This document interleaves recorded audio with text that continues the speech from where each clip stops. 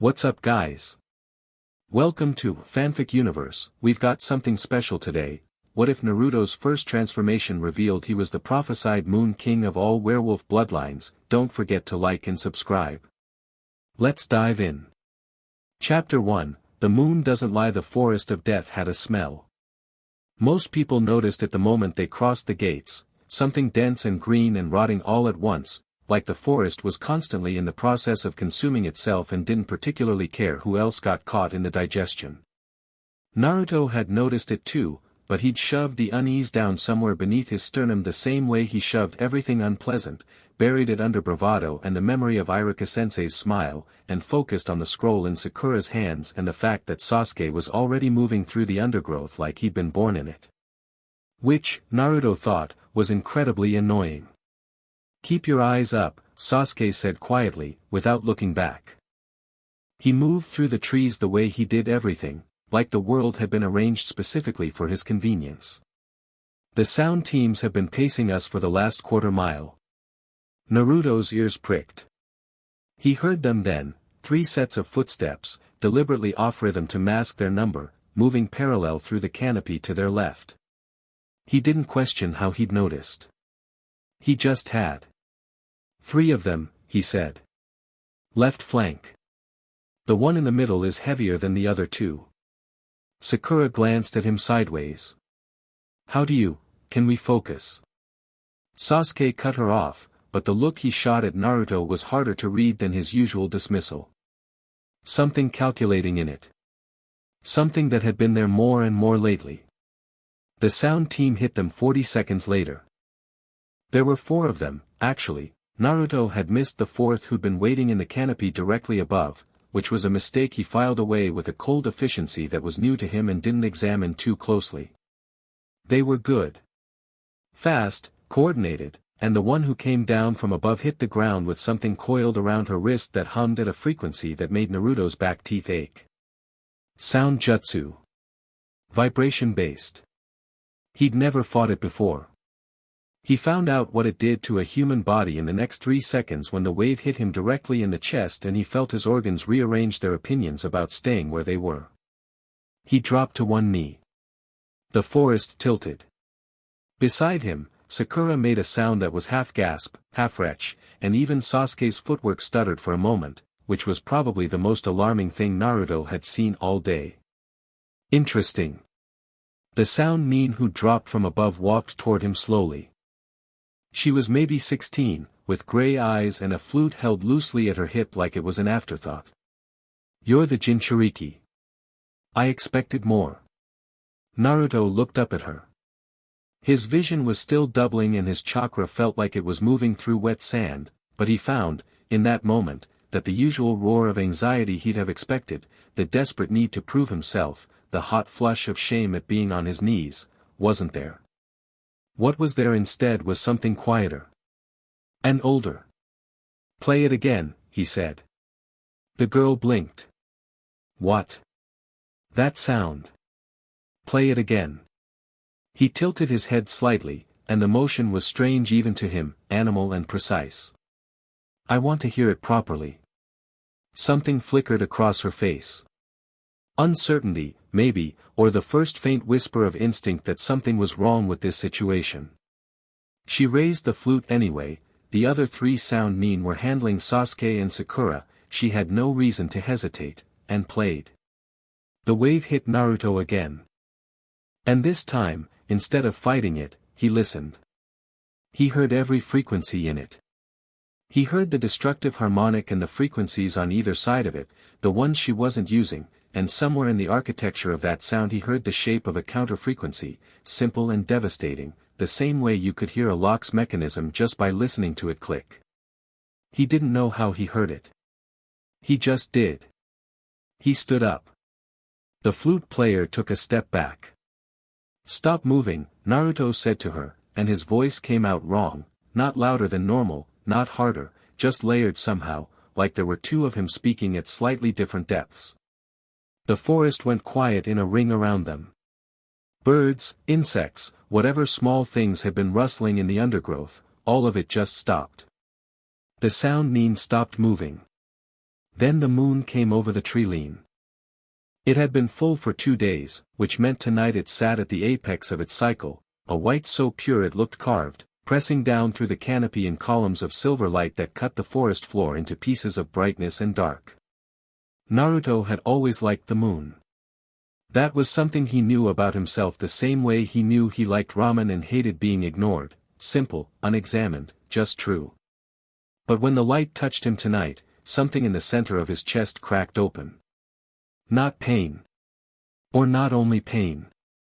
More like the sensation of a door being taken off its hinges, a removal of something that had been installed without his knowledge or consent, and the sudden enormous fact of the space it had been blocking. He heard Kurama. Not the usual way, not the hot surging pressure of red chakra against a cage, not the bored malice of a prisoner with nothing to do but pace. This was a voice. Actual words, formed in something that wasn't language but landed in his mind as language the way dreams always made sense until you tried to write them down. "There you are," Kurama said. Naruto didn't answer. He couldn't. The moon was doing something to his shadow, stretching it in the wrong direction, northwest instead of south, and the shadow had edges that weren't his edges, a silhouette that was broader at the shoulder and longer in the jaw, and the shadow had 4 legs. What's happening to him? Sakura's voice, somewhere behind him. Sharp and frightened and trying not to be. Sasuke said nothing. But Naruto could feel him watching with an intensity that had actual weight. The sound flute player stumbled back another step. Her 3 teammates had stopped their assault on Sasuke and Sakura entirely.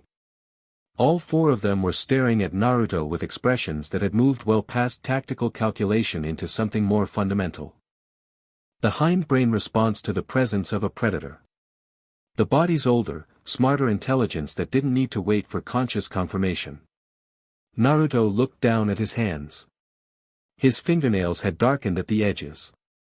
Not lengthened into claws, not yet, but the beds of them had gone the color of storm clouds, and the veins in the backs of his hands were tracing luminous silver patterns under the skin, branching like frost on glass, like moonlight finding its way through cracks. "Naruto," Sasuke said. 1 word. That was all. But the way Sasuke said it, not a warning, not fear, but something that was almost recognition, cut through the gathering pressure more effectively than anything else could have. Naruto exhaled. The forest exploded. Not fire, not chakra in any recognizable form. Something surged outward from the center of him like a pressure wave, not violent, not destructive, but vast and declarative, the way a bell announces itself simply by being struck. Every tree within 50 feet swayed. The moonlight columns bent around him like water around stone.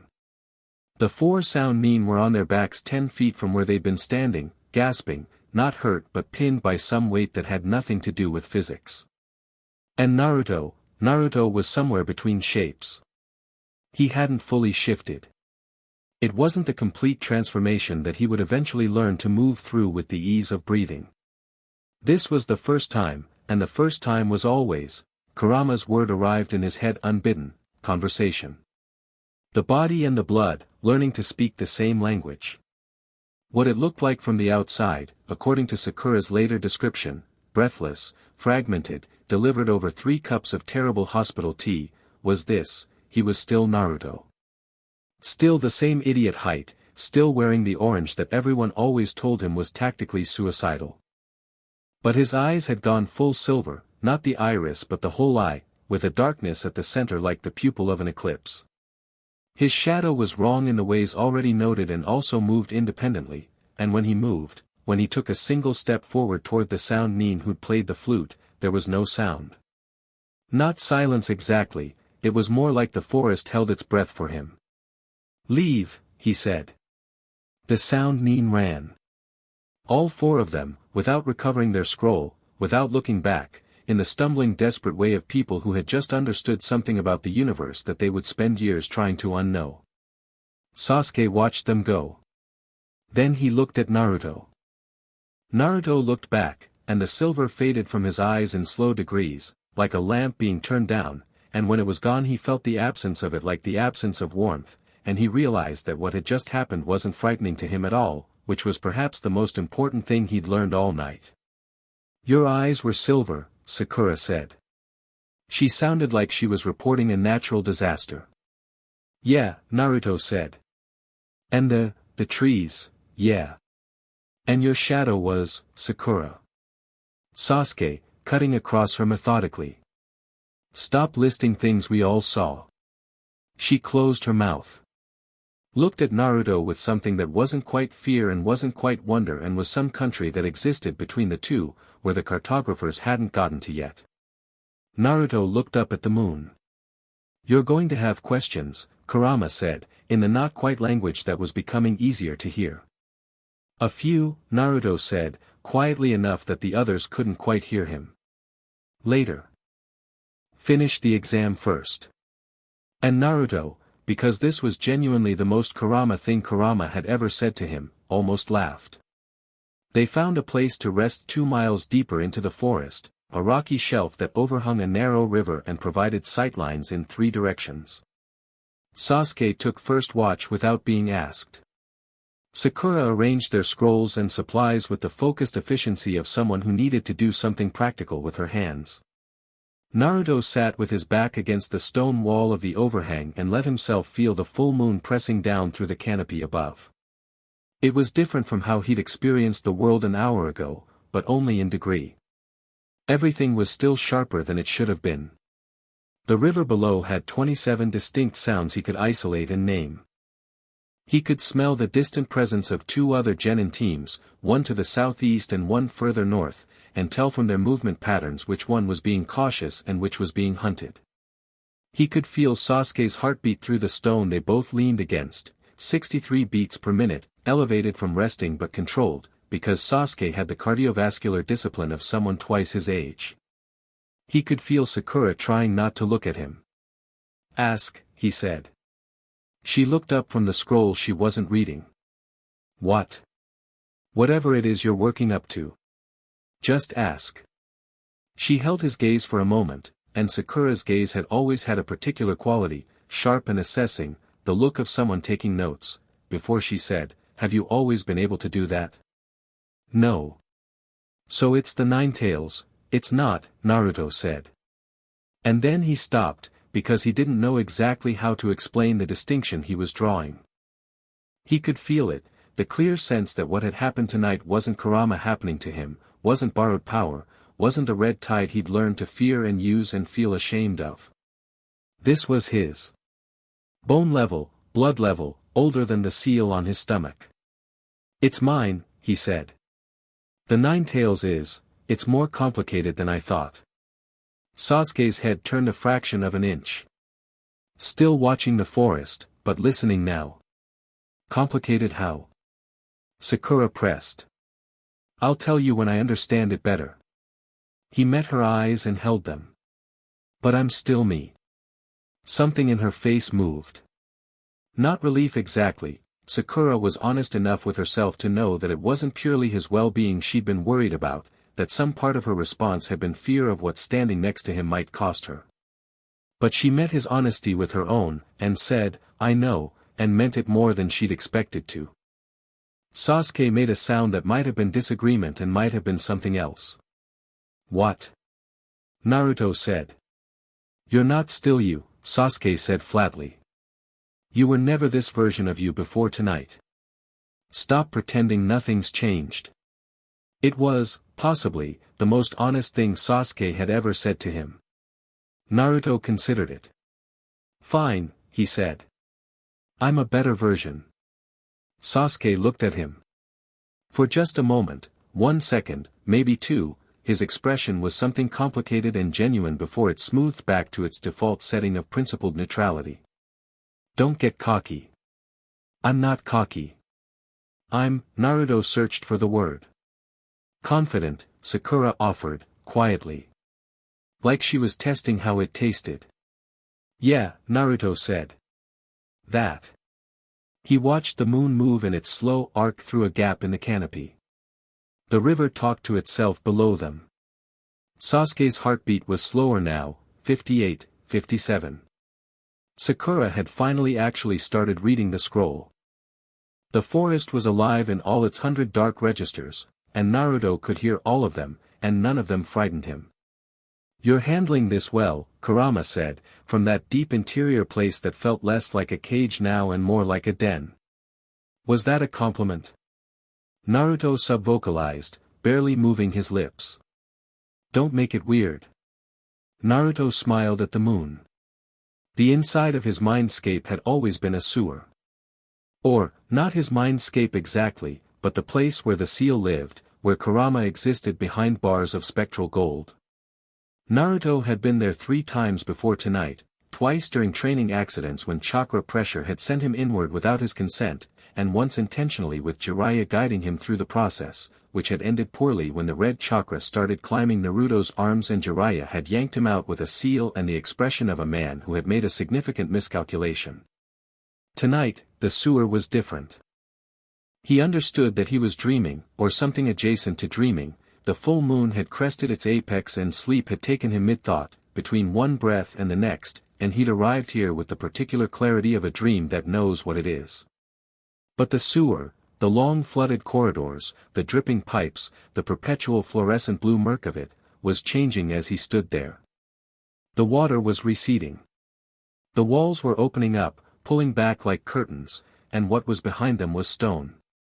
Old stone, worn smooth by something that wasn't water, carved with markings that spiraled from floor to ceiling in patterns that made his eyes track involuntarily, the way a particular piece of music will move your body before your brain catches up. The bars of Kurama's cage were still there.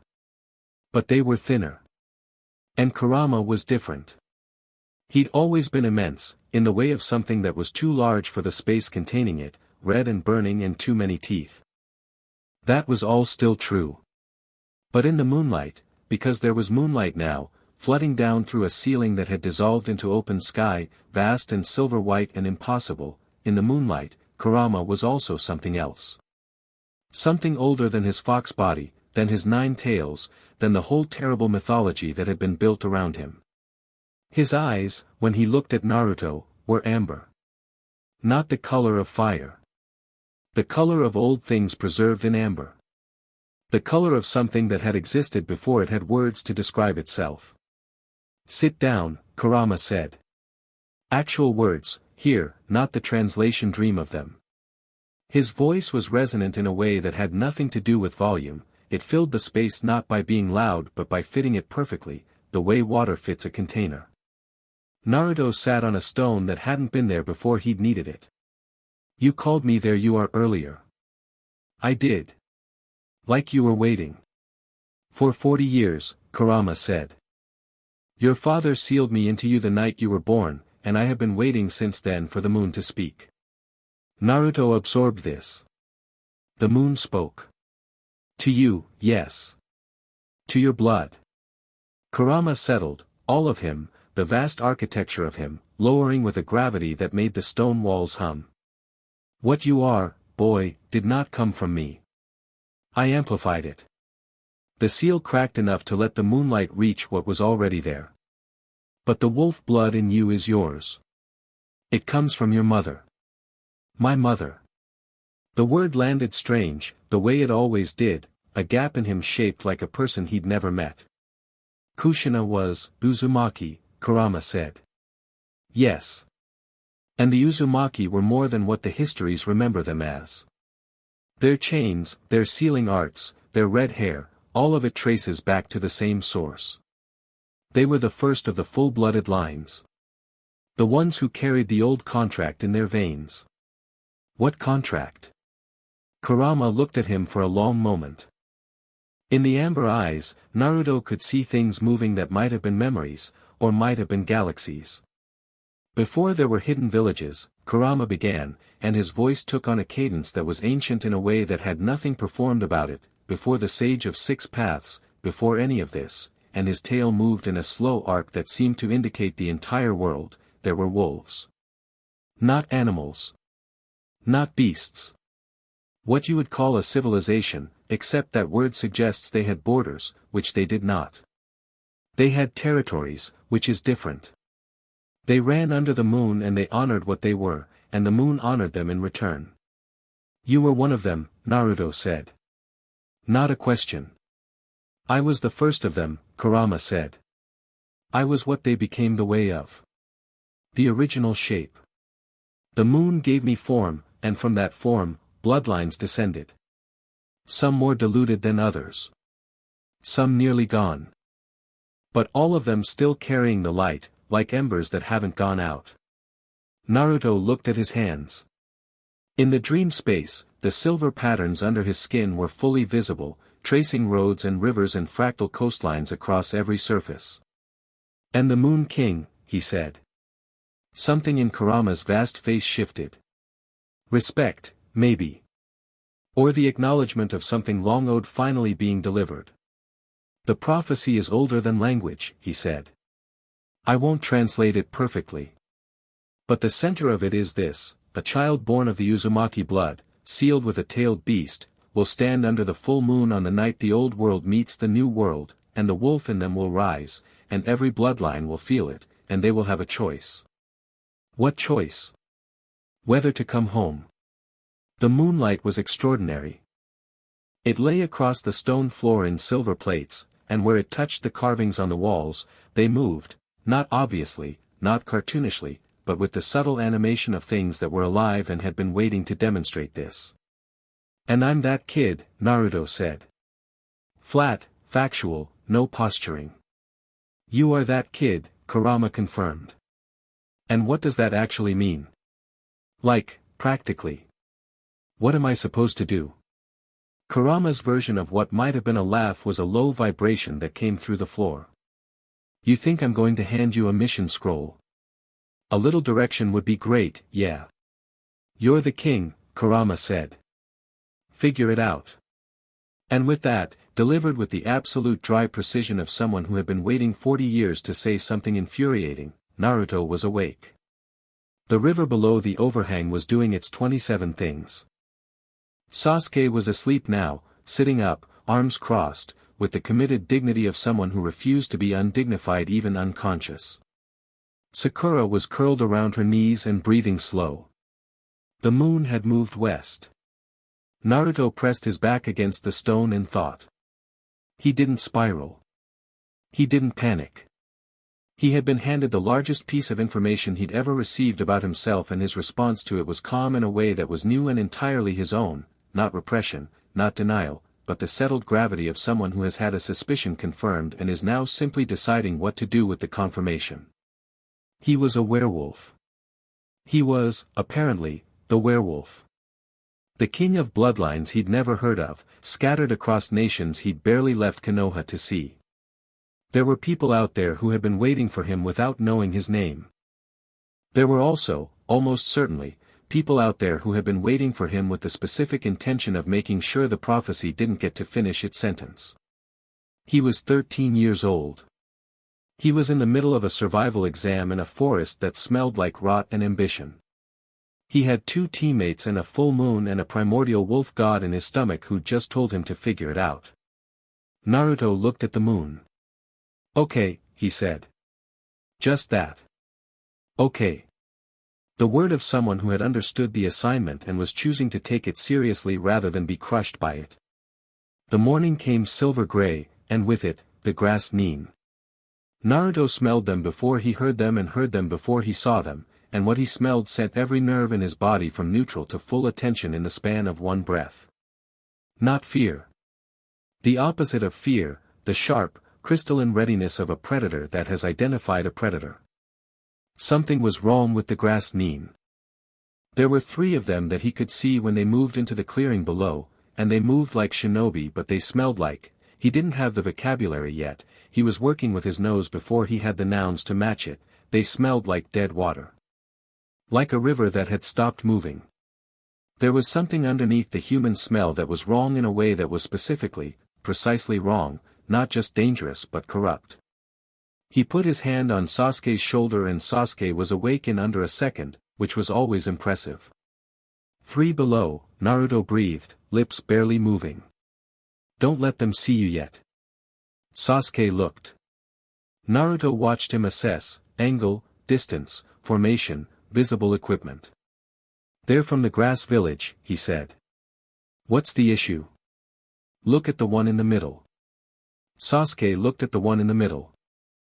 The one in the middle was tall, with long silver hair that moved in air that wasn't moving, and when she turned to survey the clearing, a slow, comprehensive survey, the kind that included above, her face was still in the way that masks are still, and her eyes were yellow gold in the gray morning light, and they were wrong. Not differently colored. Wrong. Structured wrong, in a way that no amount of jutsu should have achieved. Sasuke's breath remained steady. But Naruto felt his heart jump twice. That's not a grass nin, Naruto said. No, Sasuke agreed. His hand had found the shuriken at his hip. What is it? Naruto thought about what Kurama had told him. About things that smelled like dead water. About the corrupt side of old blood. Trouble, he said. The kind that's been looking for me specifically. Sasuke looked at him. That same measuring expression, not doubting him, but filing the information and adjusting. Then we need to go. No. Naruto was already on his feet. Wake Sakura. Get both of you to the north. I'll handle this. You'll, Sakura, awake apparently for the last 30 seconds, voiced in a hushed voice that was trying very hard not to be the tone of someone who was about to argue. Naruto.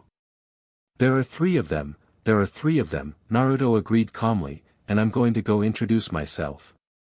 He dropped off the overhang before either of them could stop him. He landed 15 feet in front of the silver-haired woman, and the impact of his feet on the forest floor was quieter than it should have been for the height. The 2 flanking nin, both male, both with that same off quality to them, that dead water smell, went immediately into combat stances. The woman didn't move. She looked at him. He looked back. You're young, she said. Her voice had the same quality as Kurama's in the dream, not loud, but filling. I expected something older. Sorry to disappoint, Naruto said. You're here for me, right? Her head tilted a fraction. The motion was reptilian. The iron collar has been watching for the moon tide signal for 3 years. When it came last night, she smiled, and her teeth were not all the same length. We came to deliver a message. What message? Yield. She said it like it was the simplest thing in the world. Like she was offering him a chair. Step away from the bloodlines. Refuse the crown before it's placed. Live out your little shinobi life, and we will have no quarrel. Naruto considered this for the length of time it took him to take one breath. No, he said. Her smile didn't change. Then there's nothing more to discuss. She moved. She was fast, genuinely fast, the kind of fast that had nothing to do with training and everything to do with something older and darker, and her hand came for his throat with fingers that had lengthened past what fingers should be, and Naruto caught her wrist. He caught her wrist with his left hand, full grip, and stopped her cold. The impact traveled up her arm and she felt it, he could feel her feel it, the shock of hitting something immovable. She had expected to be fast enough. She'd underestimated by a significant margin what the full moon had done to him over the last 8 hours, what it was still doing, what it would continue to do now that it had found him. You work for Danzo, Naruto said. He didn't know where the name came from, only that it arrived the way last night's abilities had arrived, from somewhere that was already known, already filed, already his. Tell him I said hi. He threw her. Not with chakra, not with any jutsu, just with his arm, with the moonlit muscles that were something different from what they'd been 24 hours ago, and she cleared 20 feet of forest before a tree interrupted her trajectory. She hit it with a sound like a thunderclap and dropped. The 2 flanking nin looked at the space she'd occupied, looked at Naruto, and ran. He let them. A king who chased every retreating enemy was a king who didn't understand the value of the message being delivered. Let them go back to their iron collar and describe what they'd found. Let Danzo receive that description and understand, in whatever cold strategic part of himself that processed information rather than ignored it, that this was not a situation that yielding had solved. He heard Sasuke drop down behind him. Then Sakura. "You threw her," Sakura said. She sounded like she was still processing. "She was rude," Naruto said. Sasuke made the sound again, the ambiguous one. This time Naruto was almost certain it was something close to amusement. "North," Sasuke said. "We need to find the second scroll before someone else." "East," Naruto corrected. "The team with the heaven scroll is 2 miles east. They've stopped moving. Setting up camp." He tapped the side of his head. "I can hear their fire." A beat of silence. 2 miles, Sakura said. "Maybe 2.25. The tall one keeps dropping wet logs on the fire." Another silence. Then Sasuke, who had a powerful and well-documented relationship with efficiency, lead. Naruto led. He moved through the trees with a fluency that was different from shinobi speed, not faster necessarily, but more certain, each footfall landing exactly where it should, his body navigating the forest the way water navigates downhill, without argument or effort. The silver patterns were invisible in daylight, but he could feel them pulsing at his wrists, his temples, the long lines of his shins and forearms. Behind him, he felt Sakura watching the way he moved. Filing something. Behind her, he felt Sasuke watching the same thing, and feeling something that Sasuke would not examine for a long time, but that was, at its center, the beginning of a decision. Above, the moon had set. The sun was gray and new through the canopy. Somewhere out in the villages, in Konoha, in the sand, in mist-wrapped Kiri and the mountain silence of cloud, something had shifted in the night. People who carried old blood in their veins and had spent their lives suppressing the light in it had felt, in the small hours of the morning, a pulse. Like a heartbeat. Like a signal fire. Like a king waking up. They completed the exam. They reached the tower with both scrolls and a day and a half still on the clock, and when they walked through the tower's central doors and the scrolls were opened and the Hokage's face appeared in the smoke with that particular expression of a man who had been surprised by Naruto before and had just been surprised again, Naruto met his eyes with a steadiness that the third Hokage, trained in the reading of people, registered in the back of his mind as significant. Something had happened in the forest of death. Not the seal, he'd have felt the alert signatures if Kurama had broken through. Something else. Something that predated the seal, predated him, and was looking out of Naruto's eyes with the calm, particular regard of something that had just remembered what it was. He would need to speak with Jiraiya. Naruto, for his part, stood in the tower among his fellow survivors and felt every person in the room in a way he hadn't yesterday. He felt the one Hyuga girl in the corner, the shy one who always looked at him like she was trying to solve a problem, and he felt something in her that was warm and silver and familiar, like recognizing your own reflection in unexpected water. She felt it too. She looked up. Their eyes met. Hers were wide, and not with shyness. With recognition. He filed that away.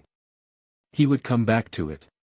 He looked up through the tower's skylight at the afternoon sky, where no moon was visible but where he could feel its position anyway, feel its relationship to the horizon, feel the slow turning of it like a heartbeat sync to his own.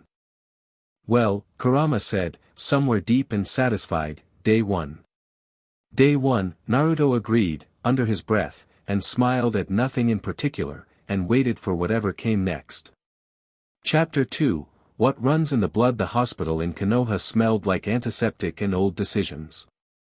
Naruto had been there enough times to know the smell by floor. Ground level was bandages and the particular anxiety of people waiting to hear news, second floor was the sharper chemical bite of active treatment, and the third floor, where they kept the long-term cases and the ones the village didn't want visible, smelled like something being carefully contained. He'd woken up on the third floor once, after a training incident in his first year at the academy, and a nurse had told him with practiced pleasantness that he'd been moved up here for observation, and he had understood even then, at 7 years old, that observation was a word that meant something different when applied to him. He wasn't in the hospital now. He was standing outside it, in the thin early morning light of the day after the forest of death, watching the window of the room where Lee had been taken after whatever had happened to him during the exam. Sakura was inside. He could hear her voice through 2 floors of concrete and glass, quiet and steady, the voice she used when she was being careful with someone. He didn't go in. It wasn't his moment. He turned away from the building and walked. Konoha in the early morning had a specific quality he'd always loved, the way the light came through the trees at low angles and turned everything briefly gold, the way the streets smelled of bread and dew before the day got its boots on. He'd spent a lot of mornings in this particular quality of light, usually after a night of not sleeping for reasons he'd get better at not examining. He knew every bakery that put out yesterday's bread on the stoop for whoever needed it, every fountain, every shortcut. The village had never particularly wanted him, but he knew its bones. He turned down an alleyway and stopped. Hinata Hyuga was standing at the other end of it. She was in civilian clothes, pale lavender jacket, dark trousers, her hair loose and slightly damp from a morning shower. She was holding 2 cups of something that steamed and looking at him with that expression from the tower, the one that wasn't shyness, the one that was recognition pulled back behind careful training. "I made tea," she said. "Were you following me?" He wasn't accusatory. Just curious. "No," she said. Then, with the particular honesty that was Hinata's most consistent quality, "I woke up early and came here because I thought you might walk by. I do that sometimes." A pause. "That sounds stranger than I meant it to." "I walk by here every morning," he said. "How long have you been doing that?" Another pause. "Longer." 2 years. He walked toward her and took the tea. It was good, not the terrible stuff from the academy vending machine but actual brewed tea, green, with something added that he didn't have a name for but that felt like early spring. He looked at her over the rim of the cup. "You knew," he said. "Before last night. You knew what I was." Hinata met his eyes and didn't look away. "I could see it," she said. "The Byakugan, when I look at people, I see their chakra pathways, their tenketsu, their circulatory system. But some people have something else. A second network, running parallel to the chakra system but different. Older." She held her own cup in both hands. "Yours has always been the brightest I've ever seen. I didn't know what it meant until last night. When you," she stopped. "When the thing happened," Naruto offered. "When you transformed," she said, quietly but clearly. "My Byakugan activated on its own. That's never happened before. And what I saw," she looked down at her tea. "Naruto-kun, the network in you lit up like the moon itself had reached down and touched it. Every secondary pathway, all at once. And then I felt something, here," she pressed a hand briefly to her sternum, "like a bell being struck. Like a signal I'd been waiting to receive without knowing I was waiting." Naruto thought about what Kurama had told him. About bloodlines.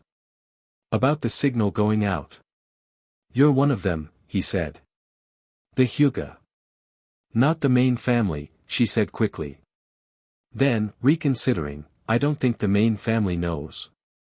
The branch family has always been, we've always been kept separate, and some of the elders, the very old ones, they have that same second network.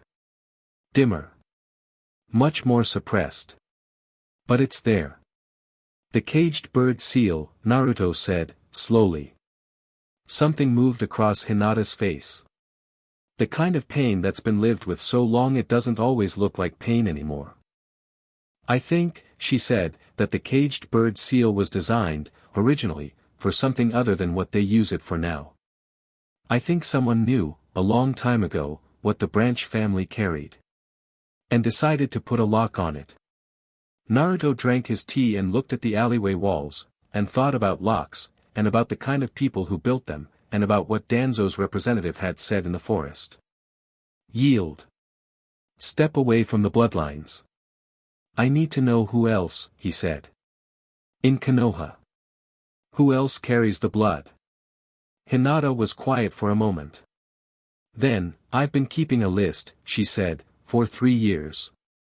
I didn't know why. It felt important. She reached into her jacket pocket and produced a small folded piece of paper. Not a scroll, just paper, civilian, the kind you'd use for a shopping list. On it, in her precise careful handwriting, were 12 names. Naruto unfolded it. Read through the names. 2 he recognized immediately. 3 more from the academy. The rest were civilians, or people he knew only by face.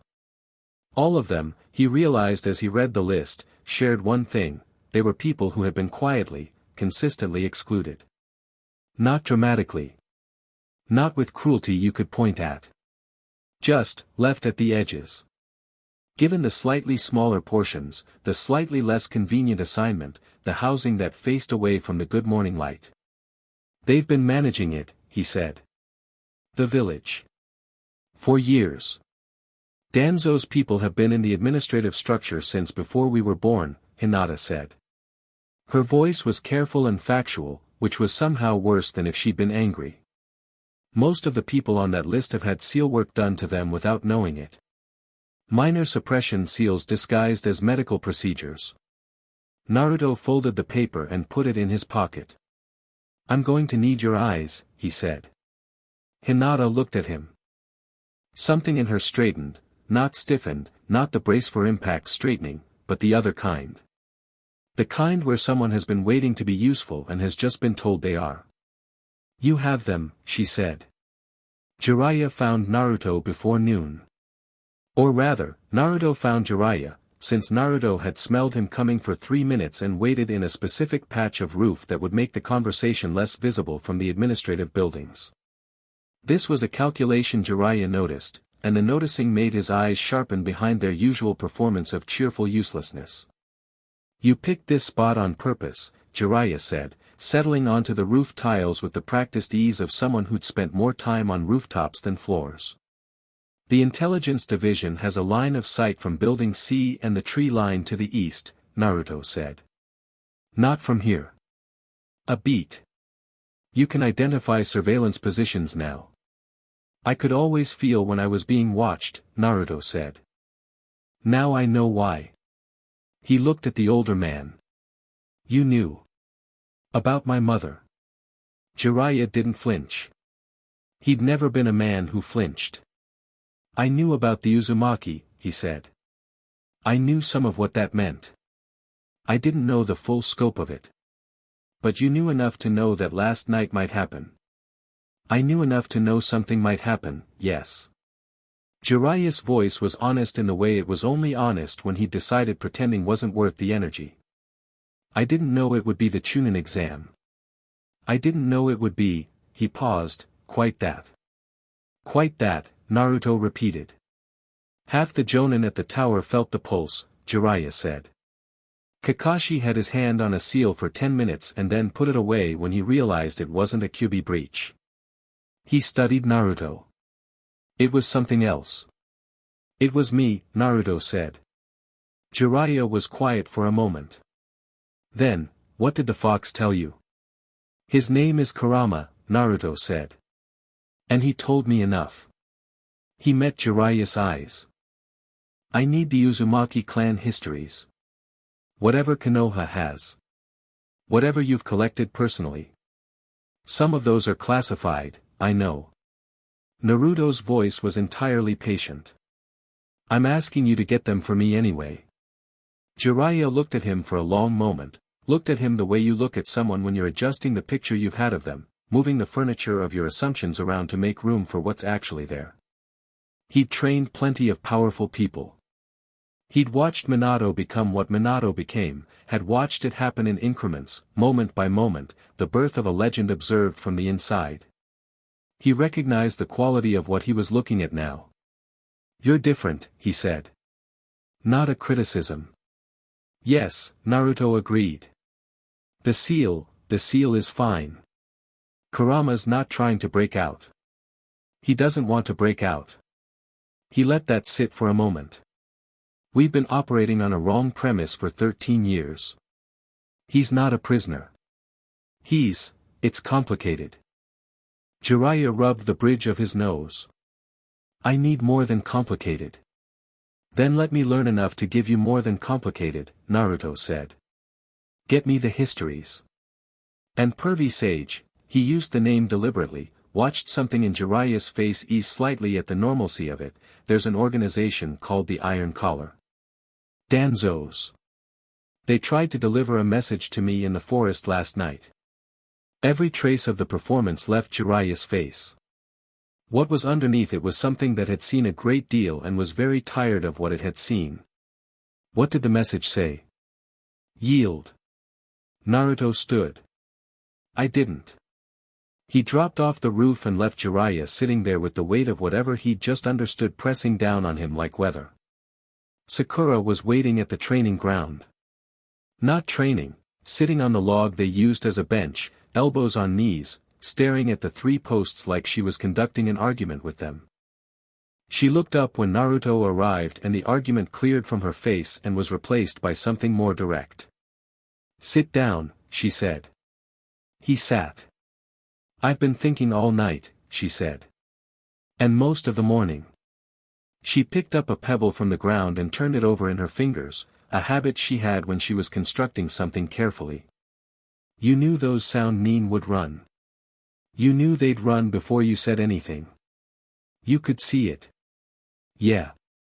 And the other team this morning, you found them by sound. 2 miles. Sound and smell, a bit of both.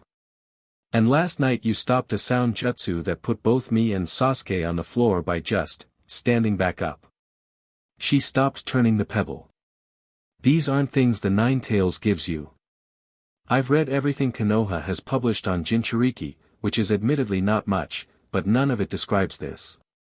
None of it describes silver eyes, Naruto said. Silver eyes, she agreed. And a shadow that moved wrong. And the forest going quiet. She looked at him. What are you, Naruto? Actually. Not what the village says, not what the seal means. What are you? He thought about what Kurama had said about translating things older than language. He thought about how to give Sakura what she needed, which was accuracy and completeness, because Sakura built her understanding like she built everything, methodically, and she needed good materials to build with. You know the histories of the big clans, he said. The Uchiha, the Senju, the Uzumaki. Yes. The histories go back far enough but then they stop. Like there's a wall. She frowned. Because the records were lost, because they were removed, he said. What's on the other side of that wall, what existed before the hidden villages, before the sage, before the chakra framework we've all been trained to think of as fundamental, was something different. There were people who didn't use chakra as a primary power source. They used something older. He held up his hand and focused, and the silver patterning rose to visibility, tracing its frostonglass roads across the backs of his hands. This is what that looks like. It runs parallel to the chakra system. It responds to moonlight. And the people who carry it, werewolves, Sakura said. Flat and clear and without horror, which surprised him until he remembered that Sakura had always been better with facts than with implications. Yeah. She stared at the silver patterns in his skin. And you're not just one of them. No. You're. She stopped. Worked through it. The pulse last night. The sound Nin running. The way the forest reacted. She put the pebble down. Naruto. How powerful are you? He considered the question honestly, which meant acknowledging that he didn't fully know yet, which was itself an important piece of information. I don't know the ceiling, he said. The moon was full last night and I was, more. I'll be learning what I am for a while. He looked at her. But I'm not going to be less than I was last night. Whatever I was in that forest, that's the floor now. Sakura absorbed this with the focused quiet of someone filing things into their correct places. The iron collar, she said. She'd been listening this morning when he talked to Jiraiya. Her hearing wasn't what his was, but she'd been close enough and paying enough attention. They'll try again. Yes. In the village. Yes. She was quiet for a moment. I want to help, she said. Not the version she'd have said 6 months ago, which would have been about Sasuke or about proving herself or about some sideways motive she wouldn't have examined. This was direct and specific and meant precisely what it said. I know, Naruto said. I need your brain more than your fists right now. Hinata gave me a list of people in the village. I need help figuring out which of them have had seal work done to them without their knowledge. Sakura's eyes went to that sharp clinical focus that appeared when she was given a problem worth her intelligence. Medical seals would leave traces in the chakra system. Interference patterns, mostly. I'd need access to the hospital records and something to cross-reference against normal chakra diagnostics. Hinata's Byakugan can see the secondary network, Naruto said. Can you two work together? She thought about this. Working with Hinata was not something she'd have considered 6 months ago, for reasons that were entirely about her own failures of perception rather than anything about Hinata. But 6 months ago was a different Sakura and she was honest enough to know it. Yes, she said. He nodded. Then, Sakura. She looked at him. Thank you, he said. For asking the direct questions. Not a lot of people do. Something moved in her face. I've been not asking the direct questions about you for years, she said. I thought you were just, she stopped. An idiot with a demon in his stomach, he said, without heat. I was going to say loud and tactless and hard to take seriously, she said, with the particular flatness of someone being precise about their own past failures. Which is worse, actually. Because loud and tactless was there to see and I just didn't look past it. He looked at her for a moment. Then, we're good, Sakura. She picked the pebble back up and threw it at one of the training posts and it hit the center mark. Don't let it become a habit, she said, but there was something in her voice that wasn't quite a smile and didn't need to be. Sasuke was already at the post when Naruto got there in the afternoon. He'd been training since early morning by the smell of him, sweat and focus, the specific combination that Sasuke generated when he was working something through his body rather than his head. His Sharingan was deactivated but his movements had the slightly overdone precision of someone running patterns they were also actively analyzing. He stopped when Naruto arrived. Not performing indifference. Actually stopping, turning, giving his full attention the way he rarely gave it to people who weren't threats. The woman in the forest, Sasuke said. You knew her organization's name before she told you. Naruto leaned against a tree. Yeah. How? It came to me. He thought about how to describe it. Like remembering something I learned in a dream. The wolf blood, the network, whatever you want to call it, it carries information. Old information, some of it. Pattern recognition that goes back past individual memory. Sasuke's eyes were their default black today, the Sharingan contained, but something in the structure of his attention reminded Naruto, not unpleasantly, of the amber gaze in the dream space. Different color. Same quality of intensity. The curse mark, Naruto said. Sasuke's jaw tightened a fraction. What about it? You've had it for 2 days. I can smell it. A silence. Then, very controlled, what does it smell like? Naruto considered the honesty required here. Like that woman in the forest, he said. Same family of smell. Dead water. Something old and moving in the wrong direction. He met Sasuke's gaze. Not the same thing. You're not the same thing. But Orochimaru, whoever he is, whatever he put in you, it shares a lineage with whatever the iron collar uses. Sasuke was still. I'm not telling you because I think you're compromised, Naruto said. I'm telling you because you deserve to know what's actually on you. And because if we're going to deal with the iron collar, it'll be useful to have someone who can recognize their energy from the inside. Another silence, longer. The birds in the training ground resumed their business.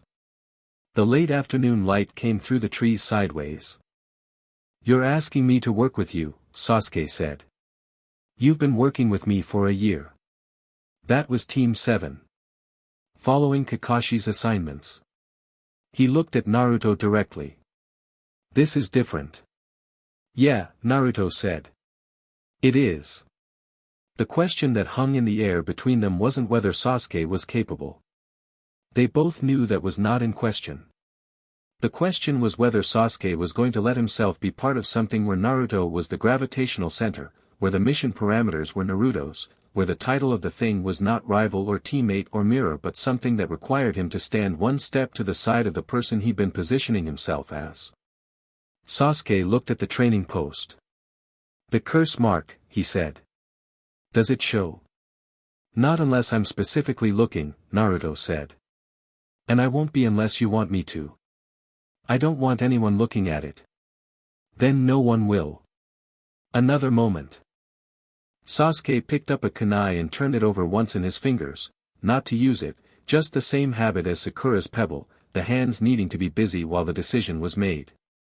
I'm not following your orders, he said. I don't need you to follow orders. I need you to fight next to me when it matters. I already do that. I know, Naruto said. So nothing changes. He could see Sasuke deciding what to do with that, the offer of continuity within something larger, the acknowledgement that what they'd already been doing was enough, that he wasn't being asked to rearrange his identity or submit or diminish. Just to keep going in the same direction with a clearer understanding of what direction that was. Sasuke threw the kunai. It hit the post dead center, quivering. I want to know everything you know, he said. About the bloodlines, the iron collar, the prophecy. All of it. I'll tell you as I learn it, Naruto said. That's not the same as everything. No, Naruto agreed, but it's honest. Something in Sasuke's face acknowledged this. He retrieved his kunai. Fine, he said, which from Sasuke was in the same register as a handshake and a signed contract. The first wolf came to Konoha 3 days after the Forest of Death. Naruto felt him before he arrived, a warmth in the secondary network, like a beacon being answered, coming in from the south road. He was at the gate when the traveler came through, because he'd walked there without entirely deciding to, and he arrived in time to see a man of about 40 with a heavy pack, a Suna headband worn loosely around one wrist rather than tied, and the particular quality of someone who has been traveling for a very long time because they felt they had no choice. He stopped when he saw Naruto. His eyes, dark brown, sunburned face, 3 days of beard, went wide, and then went soft in a way that was stunning in its lack of artifice. He looked at Naruto the way you look at a place you were told might not exist but had been moving toward anyway. Then he did something that Naruto had never had directed at him in 13 years of conscious life. He bowed. Not the shallow bow of social convention. The deep, full bow of someone acknowledging something real. Moon King, he said. Naruto stood with that for a moment. Around them, the village went about its business. Gate guards were checking papers at the main entrance 20 meters to their left. An ANBU surveillance point was active in the tower overhead. Nobody was paying attention to 2 people on the road shoulder. Naruto put a hand on the man's shoulder and gently leveled him back upright. What's your name? Baru, the man said. My mother's name was Soha. Her father's name was, just Baru is fine, Naruto said. Where are you staying? I hadn't arranged, he stopped. I didn't know if I'd make it this far before, he didn't finish the sentence. He didn't need to. Come with me, Naruto said. I know someone with a spare room. The someone was Tucci at Ichiraku's, who had a back room above the ramen stand that he rented occasionally to travelers, and who was one of 12 names on Hinata's list, and who, when Naruto brought Baru in through the back entrance and the 2 of them stood in the same room, went very still in the way of someone recognizing a resonance they'd spent decades pretending not to feel. Tucci looked at Baru. Looked at Naruto. Then he sat down heavily on a stool and said, How many are there? More than you know, Naruto said. More than any of us know yet. Tucci nodded slowly. His hands, the ones that had been making ramen since before Naruto was born, were shaking slightly. Not from fear. She knew, he said. My grandmother. She used to say the Moon King would come before we'd all forgotten what we were. He looked at Naruto. I thought it was a story. It was a story, Naruto said, and it was also real. Both things. Baru had his pack off and was sitting quietly, and the exhaustion on him was now visible in full, not just physical but the exhaustion of someone who has been carrying a secret about their own nature for decades without a place to put it down. Can he stay? Naruto asked Teuchi. Teuchi stood up. Of course he can stay. He said it with a firmness that had something newly allowed in it. You want ramen while I set up the room? Always, Naruto said. And he sat at the counter of Ichiraku's in the mid-evening while Teuchi's daughter Ayam brought 3 bowls and Baru sat next to him with the hollowed-out relief of someone who had finally arrived somewhere after a very long road, and Naruto ate his ramen and felt through the secondary network the faint warm presences of 11 other people scattered through Konoha streets and buildings who were his without knowing him, and thought about what it meant to be responsible for something you didn't ask for. He thought it probably meant showing up. Doing the small things right. Making sure Baru had somewhere to sleep. He had another bowl of ramen. Danzo was at his window when the report arrived. His office in the administrative building was unremarkable on purpose, no visible markers of authority, no displays of power, the deliberate invisibility of a man who had chosen influence over recognition decades ago and had never for a moment questioned the trade. He read the report from Fu, his operative in the Forest of Death, and noted her injuries with the same clinical detachment with which he noted the weather forecast. She had been thrown 20 feet. By a 13-year-old genin using only physical strength. She had described his eyes as silver, his presence as something that had activated her pain response without touching her, fight or flight without a clear threat, the body responding to something it recognized at a level below conscious assessment. Danzo set the report down and looked at nothing for a while. He'd been managing the Lupin bloodlines in Konoha for 15 years, not destroying them, that was impractical and unnecessary, but managing them. Suppression seals administered through the hospital's routine health screenings. Administrative placements that ensured no bloodline member held enough authority to organize. Monitored housing. Carefully managed social exclusion that looked, from the outside, like the ordinary random cruelties of a village rather than orchestrated policy. It had worked. For 15 years, it had worked. The Moontide signal had been in his threat assessment files for a decade, a theoretical future event, a contingency to plan against. He had always believed it would be manageable. A child, however remarkable, was a child. History was full of children who carried large destinies and had small lives. But the report from Fu said otherwise, and Danzo trusted Fu, and what Fu had described was not a child with a large destiny. What Fu had described was the real thing. He wrote 2 orders. The first went to his senior operative in the medical division, containing new instructions regarding the suppression seal program, broader application, stronger formulas, urgency. The second went to a person in the village leadership whose involvement he'd been reserving for exactly this type of escalation. He did not write an order to kill Naruto Uzumaki. Not yet. That option carried its own cascade of problems, and Danzo had not survived this long by being imprecise about the cascades his decisions created. He was not afraid of the boy. But he was honest enough with himself, in the empty administrative office with the unremarkable walls, to acknowledge that he was recalibrating. The preliminary exam announcements went up the same evening. Naruto read the match list with the sun going down and the secondary network humming with the distant warmth of Baru sleeping above Ichiraku's and Hinata somewhere in the Hyuga compound probably reading the list too. He found his name, Naruto Uzumaki vs. Kiba in Izuka, and felt something that wasn't quite humor but was adjacent to it. Kiba. Whose clan worked with dogs. Whose own senses were enhanced beyond normal shinobi range. Whose irritating, aggressive confidence had always carried, Naruto now understood, something under it, a quality in the Inuzuka that had always made him feel vaguely kindred without knowing why. He looked up Kiba's match time. Morning slot. In front of the Jonin. In front of the whole assembled shinobi establishment.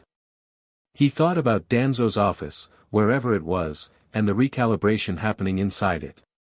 He thought about the 14 people who had come to him through the secondary network in the last 3 days, not all in person, not all in Konoha, but felt, like warm lights in a dark map, like people finally believing in a signal they'd spent their whole lives half hearing. He thought about what a floor meant. About the difference between the power you'd borrowed and the power that was yours. He folded the match list and put it in his pocket next to Hinata's paper. The moon was rising.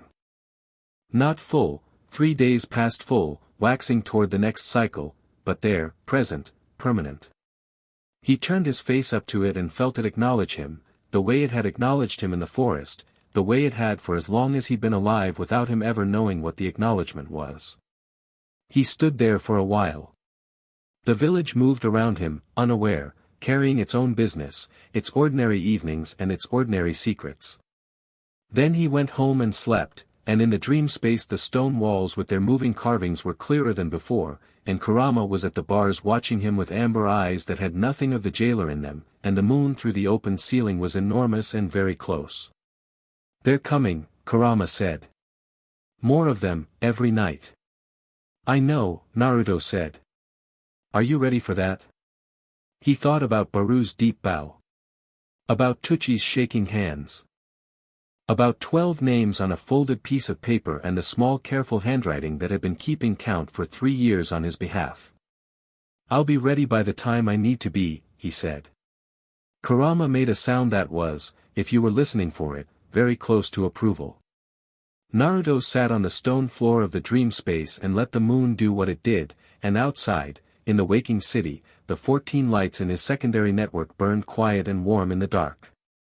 Chapter 3, Teeth and Crowns. The preliminary arena smelled like chalk dust, old blood, and a particular brand of nervous energy that Naruto had learned to distinguish from actual fear, the kind that came not from danger but from audience. 50-odd genin packed into the upper gallery, Jonin ranged along the walls like weather, and the Hokage in his box with his pipe and his careful eyes, and all of it focused on the arena floor below where the matches would happen one at a time and everyone who mattered would see. Naruto stood at the railing of the upper gallery and looked down at the floor and felt exactly nothing that resembled nerves. This was new. Not the absence of nerves in the way of suppression, the way he'd sometimes managed his anxiety by sheer volume, talking louder, moving faster, filling the space his fear wanted to occupy with something else. This was a genuine absence, like the room where that fear had lived had been properly cleared out and something quieter and more permanent had moved in.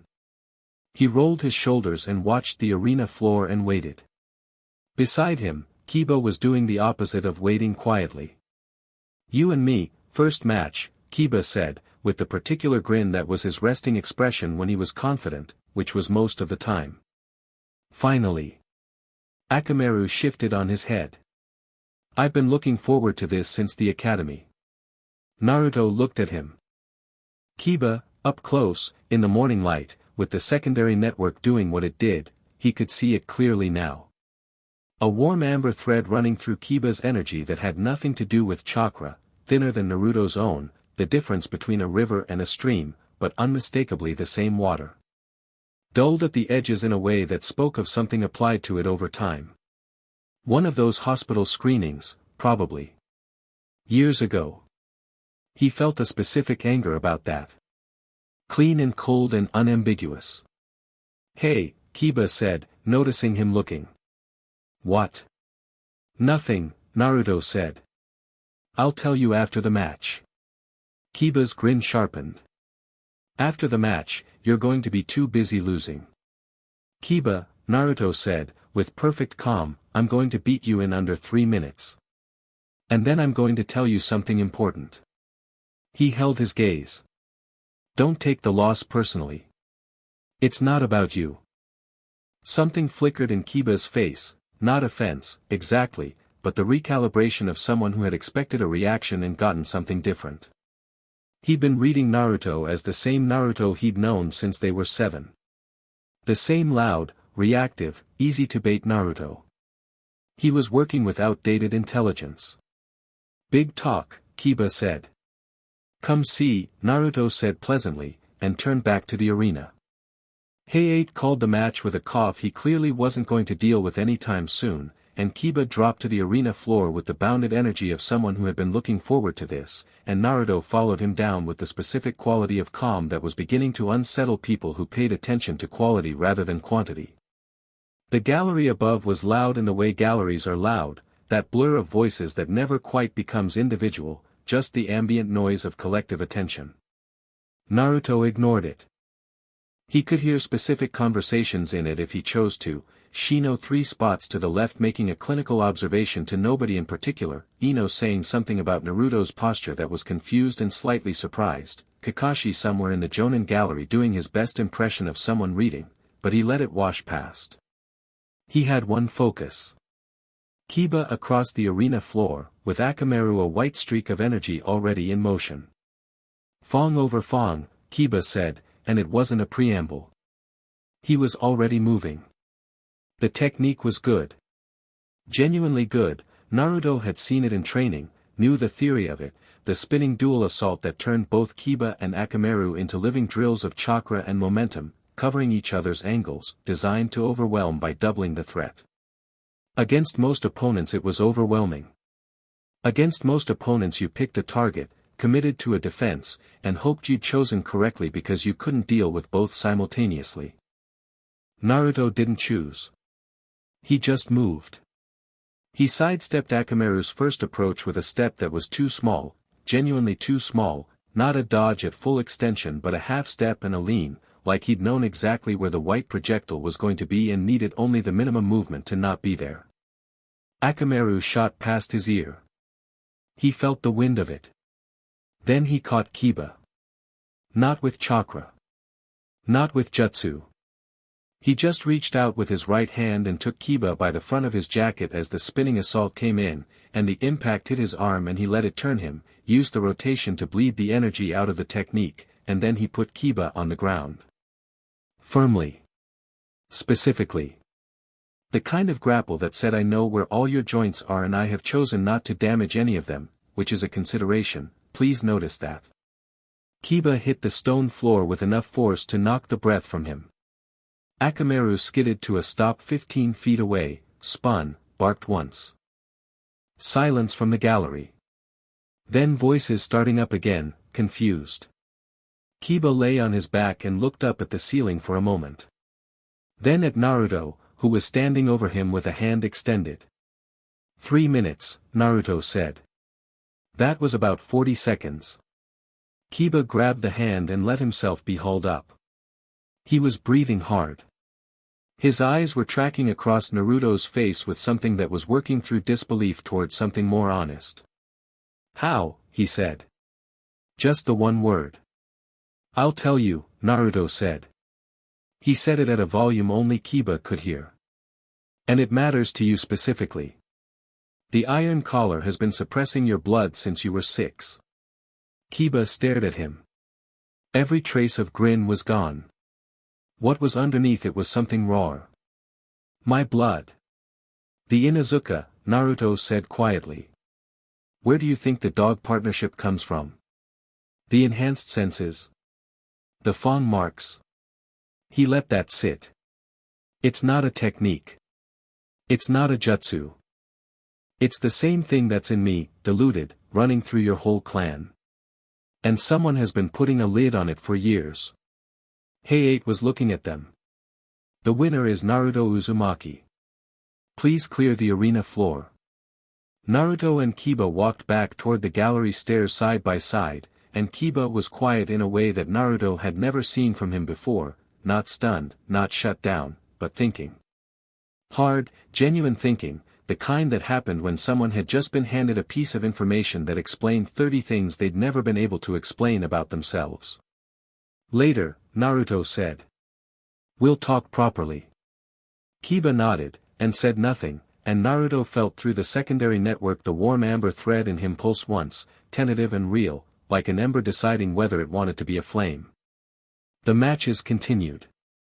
Naruto watched them all from the gallery with the particular attention of someone cataloging. He filed information the way he'd never been able to before, or the way he'd never been taught to, which was different, because the capacity had always been there and the academy had simply never thought to address it in the loud kid with poor grades. Sasuke fought, cold, controlled, technically perfect, and there was something working under the surface of his performance that the gallery read as ruthlessness but Naruto read more accurately as the specific focus of someone managing an internal pressure they haven't yet fully named. The curse mark. He could smell it on Sasuke even from here, that dead water undertone, present but contained. Sasuke was containing it. Of course he was. Sasuke's most fundamental skill had always been the management of power that wanted to do more than he'd sanctioned. He watched Shino, who fought with the particular precision of a surgeon, and felt through the secondary network a thread that was different from the wolf blood, not wolf at all, something insect adjacent and just as old, belonging to a different branch of the pre-chakra world's taxonomy. He filed that. Different lineage, possibly different prophecy. He'd ask Kurama. He watched Gaara, and felt nothing through the secondary network, which was itself information. Whatever was in Gaara had no relation to the wolf blood. But what was in Gaara was enormous and old and had been damaged in a way that was becoming visible at the seams, and Naruto recognized the specific shape of something large being held in a container too small for it, because he'd been that container once. He didn't feel fear when Gaara's sand killed the Rain Nin's time jutsu and the gallery went quiet. He felt something that was more like grief, and more like recognition, and the beginning of a problem he'd need to solve eventually. Hinata's match was against Neji. Naruto knew about the Hyuga dynamics in the way you knew about the weather patterns of a place you'd lived in a long time, generally, contextually, without the specific details that made it real. He knew about the main branch and the branch family, knew about the caged bird seal in the way you knew about the seal on your own stomach, the way information about caged things tends to travel between people who are themselves caged. But he hadn't known how it felt to watch Neji stand across the arena floor from Hinata and hold himself with the specific posture of someone who has decided what the world is and will make it confirm their decision. He watched Hinata walk onto the floor. She was scared. He could see it from here, the particular quality of her stillness, the controlled breathing that was covering rather than calming. But there was something else. Something that had been gathering in her since the alleyway 3 days ago, since the cup of tea and the folded paper and the permission to be seen for what she was. She didn't back down. When Neji advanced, when his gentle fist came in with that absolute perfect technique, she answered it. Not matching it, she didn't have the training to match Neji's pure technical execution, and Naruto didn't pretend otherwise. But she took the hits and came back, and came back, and came back, and each time she came back there was something building in her that wasn't chakra. Not yet. But the secondary network was moving in her, pushing at the edges of the suppression Danzo's people had put on it, and with each hit the pressure increased. Naruto gripped the gallery railing. He could go down there. He could stop this.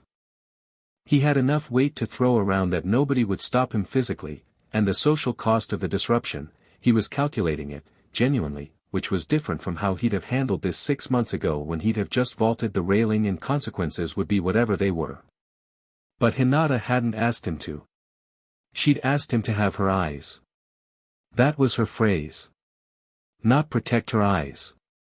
Have them. He watched her. She closed the distance on Neji in a way that was reckless by traditional measure and precise by the measure of someone who had accepted they were going to take damage and was positioning that damage rather than running from it, and she hit him. Her gentle fist connected with the secondary network open under her skin, and it wasn't a clean hit, it wasn't technically perfect, but it was real, and Neji's absolutely certain face registered something new in it. Surprise. The match ended badly for her anyway. Neji's rotation was too complete and the accumulated damage too much. She was on the floor and the match was called and Naruto was already on the stairs, moving without deciding to move, and he reached the arena floor at the same time as Kurenai. He crouched next to Hinata while the medical team did their initial assessment. Her eyes were open. She looked up at him. "I didn't back down," she said. "No," he said. "You didn't." "I closed on him." Her voice was steady in the way of someone reporting something important under difficult conditions. When I let the other network, it hurt differently than regular chakra. Brighter.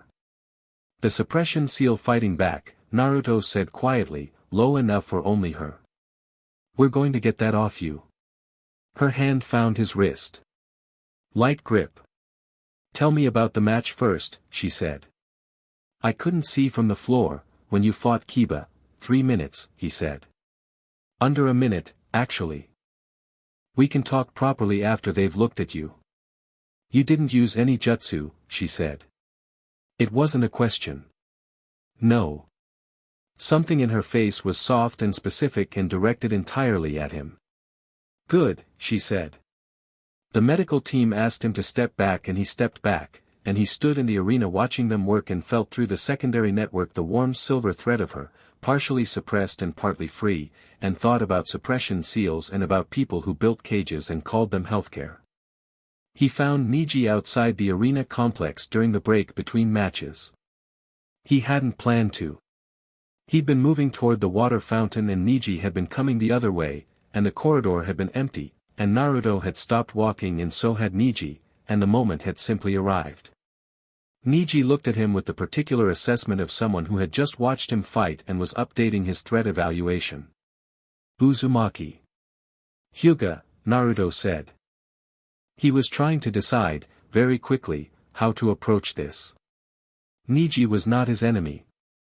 Niji was angry and trapped and had turned his trap into a philosophy because that was easier than accepting you were in a trap. He knew that shape of person. Your match was interesting, Niji said, with the careful neutrality of someone who had strong opinions and was choosing not to share them currently. I stopped Kiba without hurting him, Naruto said. I could have. I'm aware. I didn't hurt Hinata's cousin either, Naruto said. Because that's not what the match was for. Something moved in Niji's face. A tightening. What do you want, Uzumaki? I want to tell you something about the Hyuga branch family, Naruto said. About what they actually are, not what they've been told they are. He watched Niji's face. I want to tell you why the caged bird seal was really created. And I want to tell you that the thing it suppresses in Hinata, in all the branch family, is something that Danzo's organization has been specifically managing for decades, and that management has nothing to do with tradition and everything to do with fear. Niji was still. Very still, in the particular way of someone who has just been handed a thread and is deciding whether to pull it. What are you saying, he said. I'm saying the cage isn't about protecting the main family's secrets, Naruto said. It never was. I'm saying your family's branch was always different from the main branch in a specific way that certain powerful people don't want to see united or free. And I'm saying that your cousin, who you just put on the floor, is connected to something much larger than either of your fates, and the best thing you could do with what you are is decide to be useful to that thing rather than opposed to it. He let that sit. Niji's jaw was tight. His white eyes were unreadable in the specific way of Hyuga, where the iris gives nothing away, and Naruto couldn't quite get the read on him the way he could get reads on most people. But the secondary network didn't lie, and what it told him was that underneath Niji's contained fury there was a quality that recognized what Naruto was saying even if it didn't understand the specifics, the body knowing something the mind had been trained to refuse. You don't know what I am, Niji said. I know exactly what you are, Naruto said, without heat. So do you, if you're honest about it. He started walking. Over his shoulder, come see me before the finals. He left Niji in the corridor and felt, without looking back, the particular stillness of someone standing at a fork in a road they didn't know was there. His second match came in the afternoon, drawn against a sound nin named Dosu, the surviving member of the team that had put Lee in hospital. Naruto had the information filed before the draw was announced, felt the spike of anger about Lee and set it aside because anger without direction was just noise. Dosu was good. He was better than the flute player from the forest, technically speaking, more controlled with the vibration mechanics of his weapon, the melody arm, some kind of modified device that could target the inner ear and disrupt the equilibrium of anyone it caught.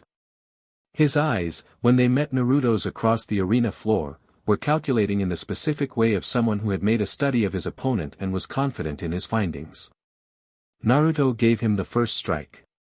He felt the vibration hit him, felt the exact harmonic of it, the inner ear disruption Dosu was targeting, the specific frequency designed to make the ground tilt and the walls spin. He felt it the way he'd heard the flute player's technique in the forest, as information. The architecture of the attack laid out in his senses like a blueprint. The gallery watched him take the hit and stay standing and recalibrate fast, but not fast enough to look unaffected, because Naruto was making a deliberate choice to perform limitation he didn't have. Not for Dosu's benefit, Dosu was going to lose regardless. For the gallery. For the Jonin and the Hokage and whoever else was watching and taking notes. He was choosing which notes they took. 3 exchanges. He let Dosu work, let the fight look like a fight rather than a demonstration, and gathered information about the melody arm's range and the specific frequencies it used, because that was useful information to have when you were about to dismantle someone's primary weapon without destroying the person attached to it. On the 4th exchange he moved inside the melody arm's range, the dead zone it had, the space too close for the vibration to focus, and he put his hand on Dosu's elbow and he found the mechanism of the arm the way a locksmith finds a lock's mechanism, by feel and by the knowledge of what he was looking for. He didn't break it. He changed it. A single adjustment to the resonance cavity that turned the outgoing frequency inward, and the melody arm vibrated against Dosu's own inner ear, and Dosu folded. Naruto caught him before he hit the floor. He lowered him down carefully. Dosu was conscious, barely, looking up at him with an expression that had moved past tactical calculation into something more genuine. "What are you?" he said. "Something new," Naruto said. Then, lower, "Whatever Orochimaru told you this exam was for, whatever deal he offered, it's not worth it." The sound Nin who worked for the iron collar were being used. "Don't be one of those." Dosu stared at him. Heiei called the match. Naruto stood up and walked back toward the gallery stairs and heard, behind him, a silence that had a particular texture, the silence of a large group of people looking at something and trying to decide what category to put it in. He climbed the stairs. Kakashi was waiting at the top. Or, not waiting, exactly. Leaning against the wall with his book open in the specific configuration that meant he was reading approximately nothing. He fell into step beside Naruto as he reached the gallery level. "The melody arm adjustment," Kakashi said conversationally. "Yeah. That required identifying the resonance architecture of a weapon you'd never encountered before, in the middle of a fight, and making a modification precise enough to invert the frequency without damaging the mechanism." "I heard it," Naruto said. "The same way you can feel the structure of a chakra technique if your sensitivity's high enough." "My sensitivity isn't high enough to do what you just did," Kakashi said, mildly. "I know." A pause. "Naruto." Kakashi's voice lost the mild quality. Not alarmed, Kakashi almost never alarmed, but direct in a way it usually wasn't. "What do you need?" Naruto looked at his teacher. Kakashi, who had arrived 1 month late and spent 3 months seeming like he was barely paying attention and had then proceeded to teach them real things in the specific way of someone who'd assessed exactly what each student needed and was delivering it without the delivery being obvious. Kakashi, who wore his mask and his book and his apparent laziness with the dedication of someone for whom the performance was the product, not the cover. "Information," Naruto said. "I need everything in the Konoha archives on pre-chakra bloodlines. And I need the personnel files of anyone Danzo has placed in the medical division in the last 15 years. Kakashi was quiet for 3 steps. "The medical division. They've been running suppression seals through the routine health screenings. Targeting specific families." He felt Kakashi's attention sharpen without any external indicator. "I need to know the scope of it." "That," Kakashi said carefully, "is not a small request." "I know." Another 3 steps. "I'll see what I can do," Kakashi said. He flipped to a page in the book that he also wasn't reading. Jiraiya's already pulling the clan histories for you? Yes. Then give me a week on the medical files. He paused. Carefully. Carefully, Naruto agreed. Kakashi drifted away in the direction of the Jonin gallery as if the conversation had been entirely casual, and Naruto went back to the railing and watched the next match and listened to the gallery around him and to the distant hum of the 14 now 17 secondary network connections scattered through the village, warm and small and persistent, like candles in a very large dark space. The last match of the preliminaries was Gaara vs the Rock Nin, Lee's teammate, and it lasted less than a minute. The sand killed him.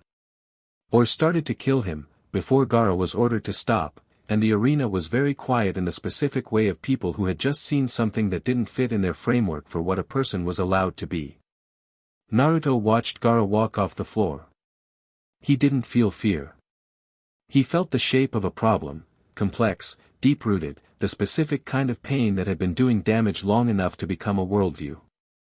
He thought about Kurama, about their first 13 years together, about what he might have become if the full moon hadn't arrived in the forest of death and said there you are and given him an architecture for what he was rather than just the pressure of it. He thought about what Gaara might have become with something similar. What Gaara still might become. He filed it. The moon that night was thinner, later in the cycle, but present. He sat on his roof in the dark and let it work on him the way it worked on him now, that slow silver maintenance, and he thought about the day. 40 seconds to beat Kiba. A modified weapon inverted in the middle of a fight. Hinata on the arena floor saying she didn't back down. Niji in a corridor with a thread in his hand. 17 candle connections in the secondary network, and more coming, he could feel them approaching from multiple directions like ships responding to a lighthouse. The world was moving. He could feel it moving the way you can feel a tide change in the water around you, not see it yet, not have words for it, but the pressure of the new direction unmistakable. Danzo was moving too. He'd felt 3 new suppression applications go through the hospital today, felt them through Hinata's Byakugan report, which she'd sent through the particular network of careful messages they'd been developing, and one of them had been applied to a child, which had made that clean cold anger bloom in his chest again and then settle into something more purposeful than anger. 1 month to the finals. 1 month to the moment when the whole village and its guests would be assembled, and the sand and sound would move, and the iron collar would move, and everything Danzo had spent 15 years carefully managing would come to the point it had always been moving toward. He had 1 month. You're thinking too much, Kurama said from the internal space. I'm planning, Naruto corrected. Subtle distinction. There's a difference between thinking in circles and thinking toward a destination. A pause that was Kurama acknowledging the point without saying so. The San Jinchuriki, he said. You're thinking about him. He's in pain, Naruto said. A different kind of pain than mine, but the same category. He looked at the moon. The one-tailed beast. Shikaku, Kurama said, and the name had a weight to it that was not quite affection and not quite grief, more the acknowledgement of kinship. He was never good at the cage. Never accepted it the way I did. You accepted it? I accepted the necessity of waiting, Kurama said, which was different, and the distinction was important. Shikaku never accepted anything. He and the boy have been at war since the sealing. The boy has no self left that isn't the war. Naruto turned this over. Can it be fixed? A long pause. Can what be fixed? Any of it. The relationship between a Jinchuriki and their beast. Can it become what you and I are working toward? For someone else? Kurama was quiet long enough that the moon moved a measurable degree. That's not a small question, he said finally. I know. But it's the right question. Which is typically annoying. Naruto almost smiled.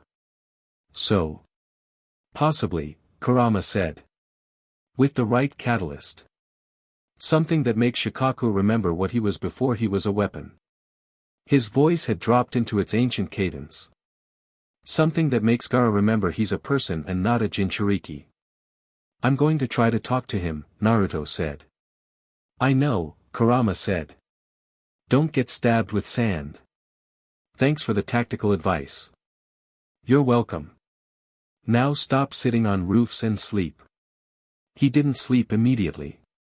He stayed on the roof another hour, feeling the network, feeling the village, feeling the slow rotation of something very large building its momentum. He thought about Kiba's face when the amber thread pulsed in him. He thought about Hinata saying you have them. He thought about Sasuke saying nothing changes, which was also saying something does. He thought about what Danzo was doing right now, in the unremarkable office, and he felt no fear of him. Not confidence in the cocky sense, not bravado, not the performance of courage. Just the settled certainty of someone who knew what they were and had decided that was enough. It was enough.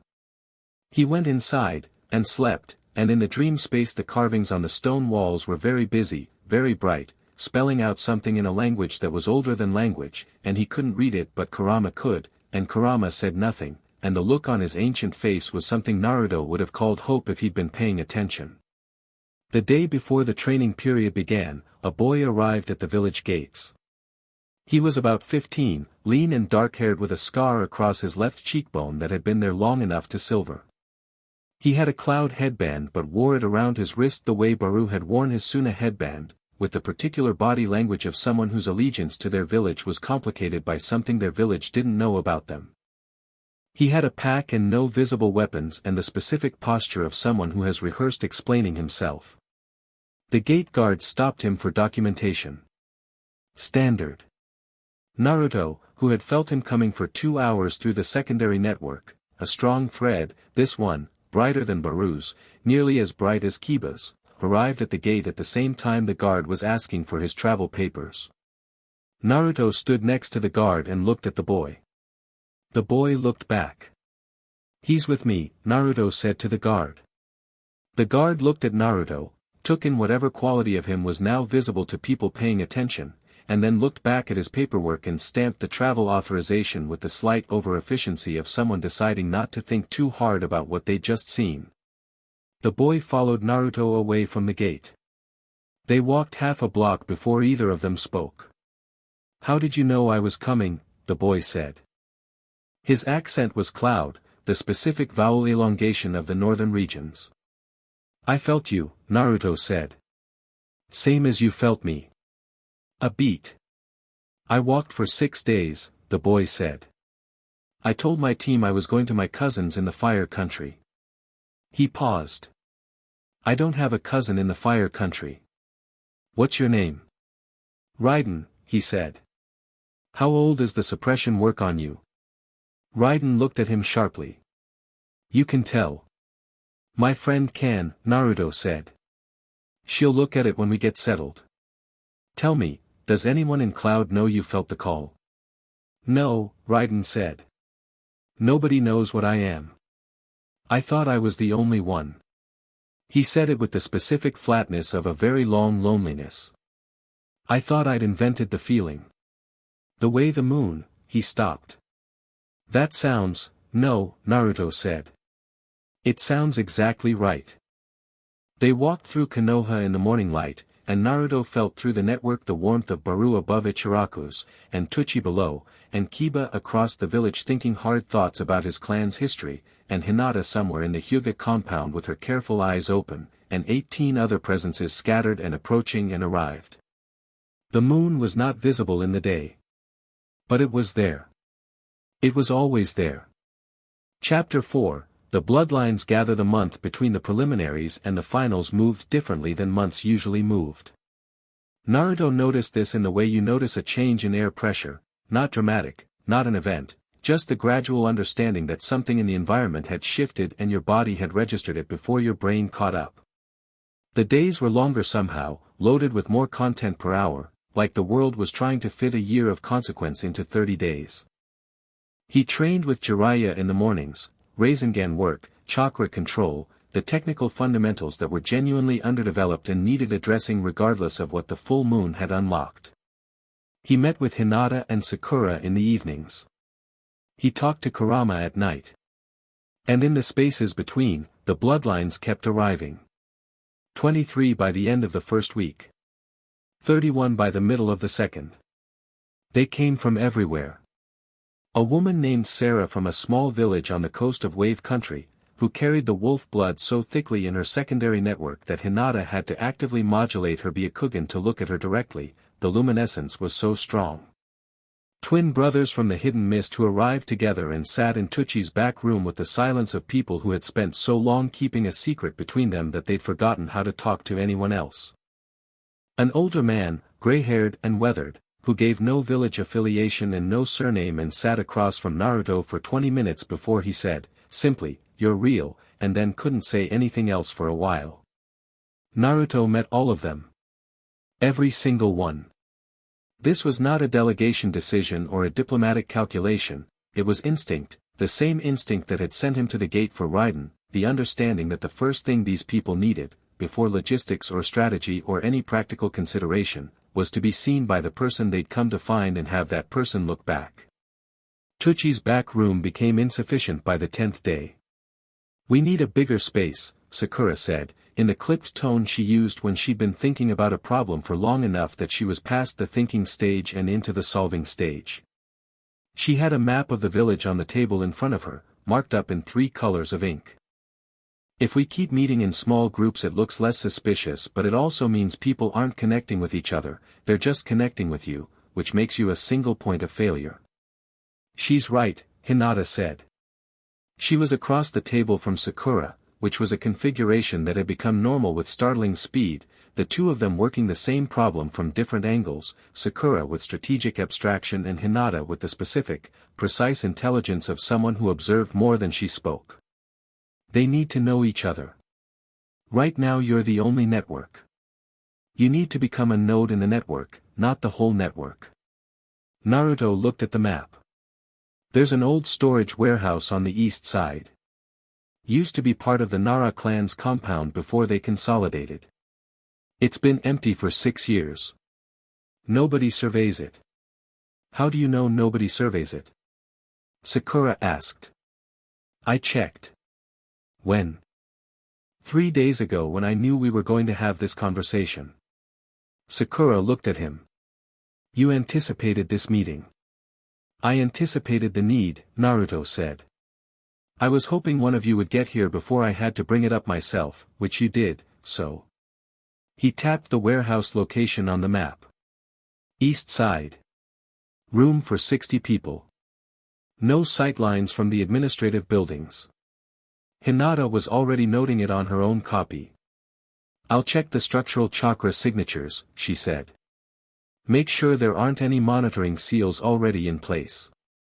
"I already checked that too," Naruto said. Both of them looked at him. "You've been busy," Sakura said. "The month is short," he said, and that was the end of that conversation. He found Jiraiya in the training ground at dawn on the 12th day, which was unusual. Jiraiya was not a dawn person, operated on a schedule that suggested he'd made a principled stand against morning sometime in his 20s and had never revisited the decision.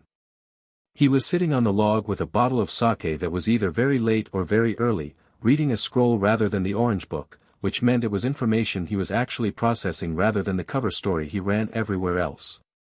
He looked up when Naruto arrived.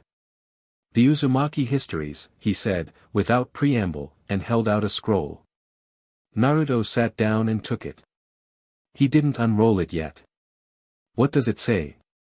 "Read it yourself," Jiraiya said. "But I'll give you the version I'd give myself. The Uzumaki weren't just sealmasters.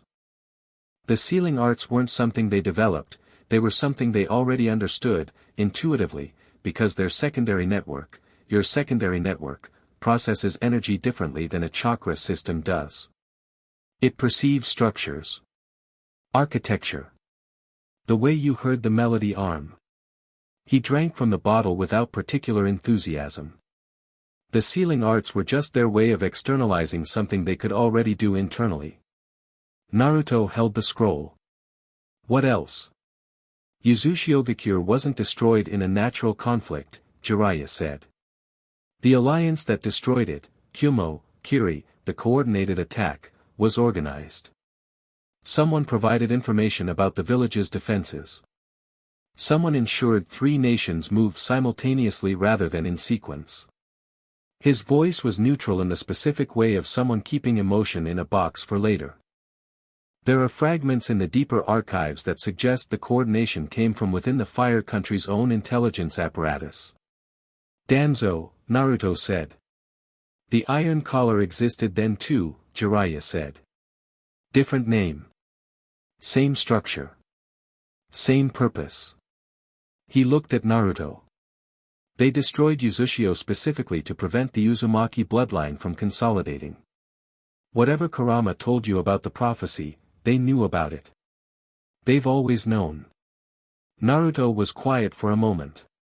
The dawn birds were starting in the trees around the training ground, the light coming in gold and tentative. He thought about Kushina. About his mother, who had carried wolf blood and Uzumaki chains and then the nine-tailed seal, and had lived 13 years with all 3 of those things in a village that had been complicit in destroying the only place she'd come from. The clean cold anger came. He let it settle where it belonged, in the part of him that would use it properly when the time was right. There are 40 people in the warehouse, he said. Most of them have suppression seals. Sakura and Hinata have identified 17 specific cases so far.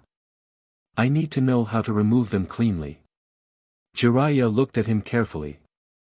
That's, Naruto, seal removal without knowing the exact architecture of the original seal is dangerous. If they've been on for years, I know the architecture, Naruto said. I can feel it through the secondary network. It's the same basic structure with variations, whoever designed them was working from a template. He met Jiraiya's eyes. I need your technical knowledge. I can provide the diagnostic. A long moment. Jiraiya had an expression that Naruto was learning to recognize, the one where he was recalibrating again, moving the furniture again, making room for what was actually there rather than what he'd expected. Show me what you're seeing, he said. Naruto reached for the secondary network and let it surface in his hands, the silver patterning rising through his skin, and he described what he could feel of the suppression seal structure, its anchor points, its resonance frequency, the specific way it interfaced with the secondary network to dampen output without disrupting the host's chakra flow, which was why it went undetected by standard diagnostic techniques. Jiraiya listened with his sake bottle forgotten and his full attention deployed. That's elegant, he said, finally. Not approving. Acknowledging. Whoever designed the seal template understood both systems. Chakra and secondary network. To do that level of damage, they'd need to understand what they were suppressing. Which means someone told them, Naruto said. Someone who understood the wolf blood gave them enough information to build a cage for it. A traitor from the Bloodlines, Jiraiya said. Or someone who was taken and interrogated, Naruto said. He thought about the gray-haired man with no surname. About the specific kind of damage that looked like a person who'd survived something they'd never speak about directly. I'll ask around carefully. Jiraiya set down the sake. For the removal, he said, and pulled out a pen and paper, you'll need to approach it from the chakra side and the secondary network side simultaneously. 2-part release. You run the secondary network component, you're the only one who can, frankly, and I'll handle the chakra sealing component. We test it on someone stable, strong, and willing. Kiba, Naruto said immediately. Because he'll want to be first and he'll be furious if I don't ask him. Jiraiya almost smiled. Get him here this afternoon. Kiba arrived with Akamaru on his head and a look that said he'd been ready for this conversation since the moment Naruto had spoken to him in the arena. He sat in the training ground and let Jiraiya run diagnostics, which he endured with the specific impatience of someone who was physically incapable of being still when they wanted to be moving. Akamaru kept jumping off his head and then jumping back, which Naruto suspected was the dog equivalent of nervous energy. You feel it? Naruto asked. The suppression? I always felt something, Kiba said, with a frankness that suggested he'd been sitting with this since the preliminary arena. I thought it was I thought all Inuzuka felt like this. Like there was supposed to be more volume to everything but the dial was stuck. He looked at his hands. Mom and Hana have it too? Probably, Naruto said. The whole clan, most likely. I'd have to check each person. Kiba's jaw tightened. His mother, Tsum, was the Inuzuka clan head, a woman whose reputation for directness and physical aggression was essentially legendary in Konoha's shinobi community. The image of her having something done to her without her knowledge or consent, without her knowing it, was going to sit very badly. She's going to be so angry, Kiba said, with a flat certainty that was somehow also proud. I know, Naruto said. But we need to establish the removal procedure before we bring her into this. She'll want to act immediately and we need the process solid first. You're managing my mother's reaction, Kiba said. I'm planning around it, Naruto said. Different thing. Kiba looked at him for a second and then made a sound that was approximately a laugh. Fine, he said. Do it. The removal took 40 minutes. It was not dramatic in the way Naruto had half expected, no surge of energy, no visible light, nothing that would have made good theater. It was precise and technical, and Jiraiya worked through the chakra components with the focused mastery of someone who'd spent decades learning seals, while Naruto ran the secondary network alongside it, feeling the suppression structure respond to each step, guiding Jiraiya to the next anchor point the way someone guides you through a dark house by telling you where the furniture is. When the last anchor released, Kiba went very still. Not calm still. The stillness of a room where something has just changed the air pressure. Then he said, "Oh," in a voice that sounded nothing like his normal voice. It was quieter. Something in it was raw in a way that was completely unperformed. Akamaru made a sound on his head that was also different from his normal sounds. Kiba raised his hands and looked at them. The amber thread in his secondary network was no longer a thread. It was a river, running full, bright and warm, and across the secondary network Naruto felt it arrive the way you feel a new voice join a song, the frequency adding itself, the harmony richer for the addition. I didn't know, Kiba said. I thought I was at capacity.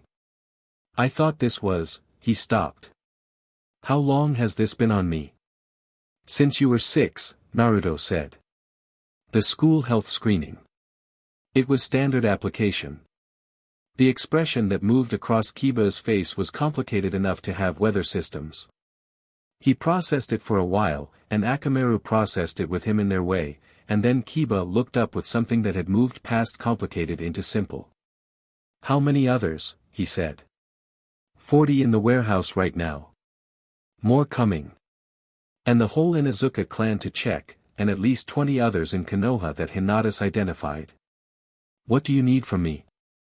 The question was direct and operational and entirely unlike the Kiba who had told Naruto in the arena that he'd been looking forward to their fight since the academy.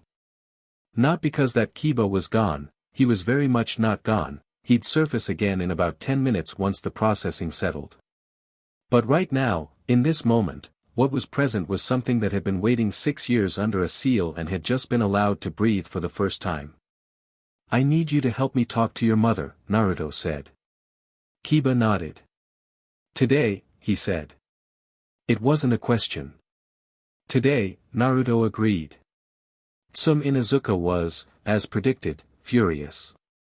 She was also magnificent in her fury, the Inuzuka clan head in full force, scar-faced and loud and taking up the entire room she stood in, and she listened to what Naruto told her with the focused attention of someone who is getting very angry in a controlled direction, which was different from and more useful than getting angry in all directions at once.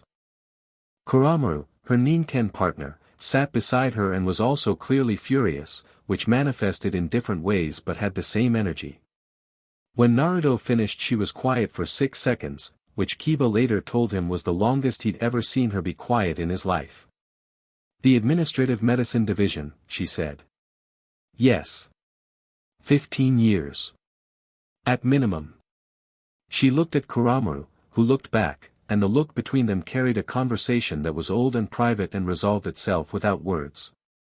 The whole clan, she said. I'd like to check, yes. She crossed her arms. You're 13 years old, she said. Not dismissively, actually, with a quality he was starting to recognize in people who were updating their picture of him, the way a parent notes a child's growth, not to diminish it but to measure it honestly. How confident are you in this removal procedure? We tested it on Kiba, Naruto said. It worked cleanly. I can feel the structure of each seal individually, which means I can adapt to variations in the application without guessing. She looked at Kiba. He met her eyes. He was standing slightly differently than usual, shoulders a fraction lower, not hunched but settled, and she was his mother who knew his posture the way you know the sound of your own voice, and what she saw in the difference made her jaw tighten briefly. Kiba, she said. It's like someone turned up the volume, he said. Like everything was supposed to be this loud and I didn't know it wasn't. She turned back to Naruto. Something in her face had changed. The fury was still there, properly placed and pointed, aimed at the correct target, but underneath it was something that was almost grief, the way the underneath of fury usually is. How long will it take? She asked. The whole clan. 3 days if we work systematically, Naruto said. Jiraiya handles the chakra component. I handle the secondary network.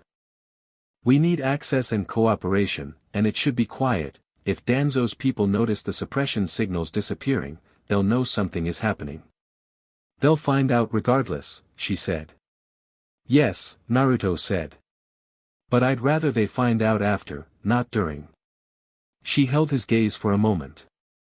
Then, my clan's been managed without our knowledge for 15 years, she said, with the specific flatness of someone deciding what to do with an enormous wrong. You're going to need more than my cooperation, boy. You're going to need my teeth. I know, Naruto said. I'll need them when the time comes. Not yet. She looked at him for another moment. Then she did something that clearly surprised Kiba. She uncrossed her arms. 3 days, she said. Starting tonight. Raiden found Naruto on the east side rooftop that had become something like a regular spot. He was a fast adapter, cloud-trained, which meant a premium on practical flexibility, and he'd integrated into the growing group at the warehouse with a directness that was useful. He had strong opinions, argued them well, and backed down when he was wrong, which was an unusual combination and Naruto valued it. He sat down next to Naruto without preamble. There's a problem, he said. Which one? Naruto said. There were currently several. The new arrivals from Kiri. The twins, So and Ketsu. He paused. They're not just here because they felt the call. They're running from something specific. Their clan was attacked 3 days before they left. 4 people dead. A suppression team, not Iron Collar, but something that worked like Iron Collar. Clean operation, specific targets. Naruto was still. Kiri has its own version, Raiden said. The Iron Collar is a Konoha organization, but whoever built the template sold it or shared it. Every major village has some version of the management structure. Which means, when I make a move here, the other villages respond independently, Naruto said. Yes. He looked at the village rooftops, the way Konoha settled into its evening shape, smoke from kitchen fires, the last training ground lights cutting off one by one, the administrative buildings with their windows still lit at this hour. He thought about scope.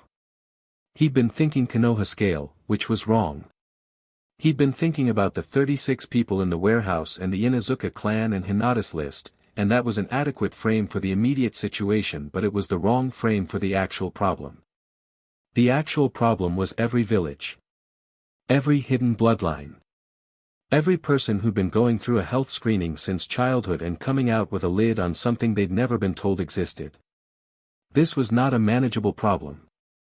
There was no clever tactical approach that solved this cleanly. There was no version where you picked the right targets and applied the right pressure and the thing resolved. This was the kind of problem that had a different shape, the kind where you had to become large enough to make the problem small, rather than making the problem small to fit your current size. Okay, Naruto said. Raiden looked at him. Okay. I needed to understand the scope, Naruto said. Now I do. He turned from the rooftops. Can you get a message to Cloud without it looking like what it is? Through my team, maybe. Carefully. Not yet, Naruto said. I want to have something concrete to send before I reach out to the other villages. Something that shows what we've done here first. He thought for a moment. But keep the twins close. They know what a Kiri-specific operation looks like from the inside. That's valuable. Raiden nodded. He was quiet for a moment, and then, you're not scared of any of this, are you? It wasn't an accusation. It was a genuine observation from someone who had been watching him for 2 weeks. No, Naruto said honestly. I've been scared of things my whole life that turned out to be about not knowing what I was. Now I know. Fear needs uncertainty to work. He shrugged. I'm not uncertain. Raiden was quiet for a bit. My whole clan, he said. In Cloud. There are Raiden who've been Kumogakure shinobi for generations. Fighting each other over borders. Dying in wars. And we're all connected, and nobody knows it. They will, Naruto said. How? You can't reach them all. Not yet, Naruto said. But when the moon's right and enough of the suppression work is undone, Kurama thinks the signal can amplify. Like a signal fire. 1 becomes 2 becomes 100. He looked at Raiden. But we have to build the fire here first. Make it big enough to be seen. Raiden turned this over. The finals, he said. The whole village assembled. Every nation's jonin present for the showcase. Every nation's intelligence operatives, Naruto said. Everyone who matters watching one arena. He didn't smile, exactly, but there was something in his face that was satisfied in the way of someone who has been thinking about a game several moves ahead. Whatever happens in that arena is going to be seen by everyone. Whatever message I send there, it goes everywhere. Raiden sat with this for a moment. That's a lot of weight to carry in one fight. I've been carrying a lot of weight since I was born, Naruto said. At least this time I know what it's for. The warehouse meeting happened on the 20th day. 36 people in a space that smelled of dust and old wood, lit by lanterns they'd brought themselves, sitting on crates and bedrolls and the floor, and Naruto standing at the far end with no podium, no elevation, just himself and the moon coming through a gap in the roof boards in a silver column that landed more or less on him without particular drama. He looked at them. He'd met all of them individually. He knew their names, their villages, the specific flavor of their secondary network thread, the way each of them had adapted to carrying what they carried, Baru's habitual self-effacement, Sarah's controlled brightness, the Kiri twins' practiced invisibility, Tsum's fury, Kiba's newfound full-volume presence, Raiden's careful directness. He knew them the way you know people you've chosen to pay attention to. He didn't give a speech. This is important to note because there was a version of this moment that would have been a speech, something rousing and declarative, full of imagery, the kind of thing people repeated afterward. He didn't do that. He just talked. You all felt the call, he said. You're all here. That means something, it means the connection is real and it works. The prophecy is real. He paused. I don't love the word prophecy. It sounds like something that happens to you, and I'd rather things happen through you. But the moon called and you came and here we all are, so. Someone in the back, Sarah, probably, because her sense of humor was the most developed of the group, made a quiet sound that was almost a laugh. The iron collar is real, he continued. The suppression program is real. We've removed seals from 34 people in the last 10 days and the secondary network in those people is now running correctly. He looked at the room. The ones who haven't been cleared yet, Jiraiya and I will get to you. It takes time to do right. Tsum, seated in the front with Kuramaru and 3 other Inuzuka who'd had their seals removed, had an expression that Naruto had come to associate with a barely contained force of nature. Useful. The finals are in 10 days, Naruto said. The whole village will be assembled. Representatives from every major nation. Every intelligence service watching. He let that land. What I do in that arena is going to be seen. I intend for what seemed to be useful. Useful how? Baru asked. He had a directness now that hadn't been there in the first week, something that had emerged once the suppression was removed and the long loneliness had started to ease. I'm going to show them what a full blood looks like when they're not being managed, Naruto said simply. They've built their whole suppression strategy on the assumption that people like us are afraid of what we are. That the seal work works because we cooperate with it. I'm going to make it very clear that I'm not afraid of anything, and that the time for managing us is over. The room was quiet.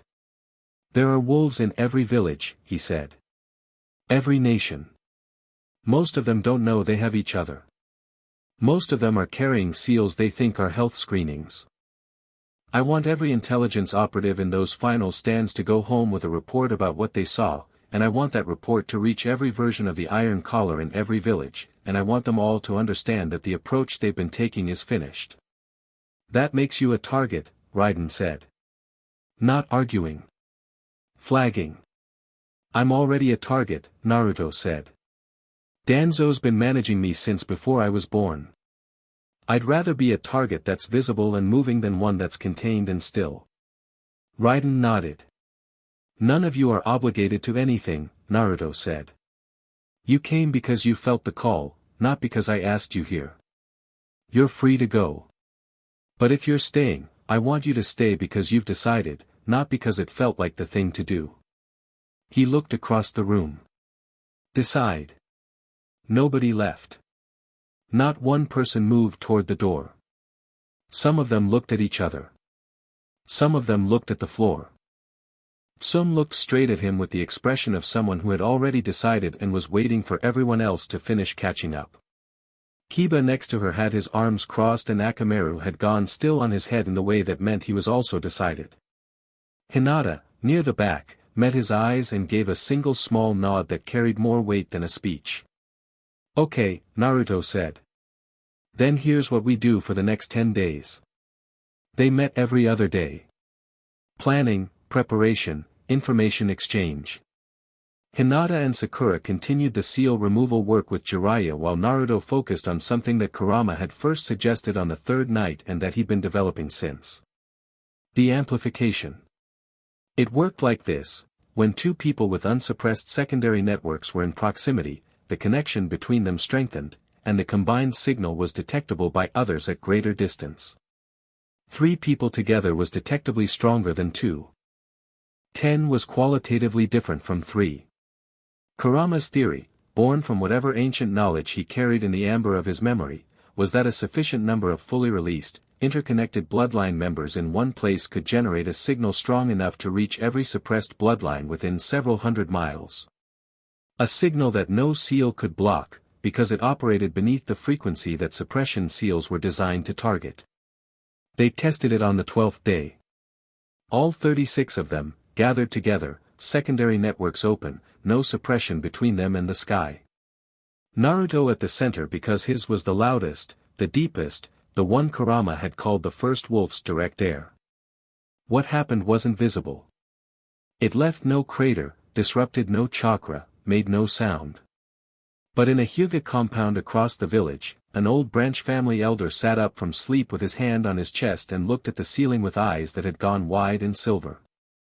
And in a small house on the south side of Konoha, a civilian woman who had never taken a mission in her life stood at her kitchen window and looked at the moon and felt, for the first time in 30 years, the thing she'd been suppressing, and started crying without knowing why. And in an ANBU safe house 3 districts over, a root operative named Fu pressed her hand to her sternum and felt the pulse and stood very still for a very long time. She filed a report that night. It reached Danzo before morning. Danzo read it at his desk with the unremarkable walls and the absence of personal objects. He read it twice. Then he folded it and placed it in the specific drawer he kept for the category of events he couldn't afford to misplace or misremember. The signal had broadcast. 36 sources, unified, strong enough to reach his own operative through a suppression seal that had been on her for 9 years.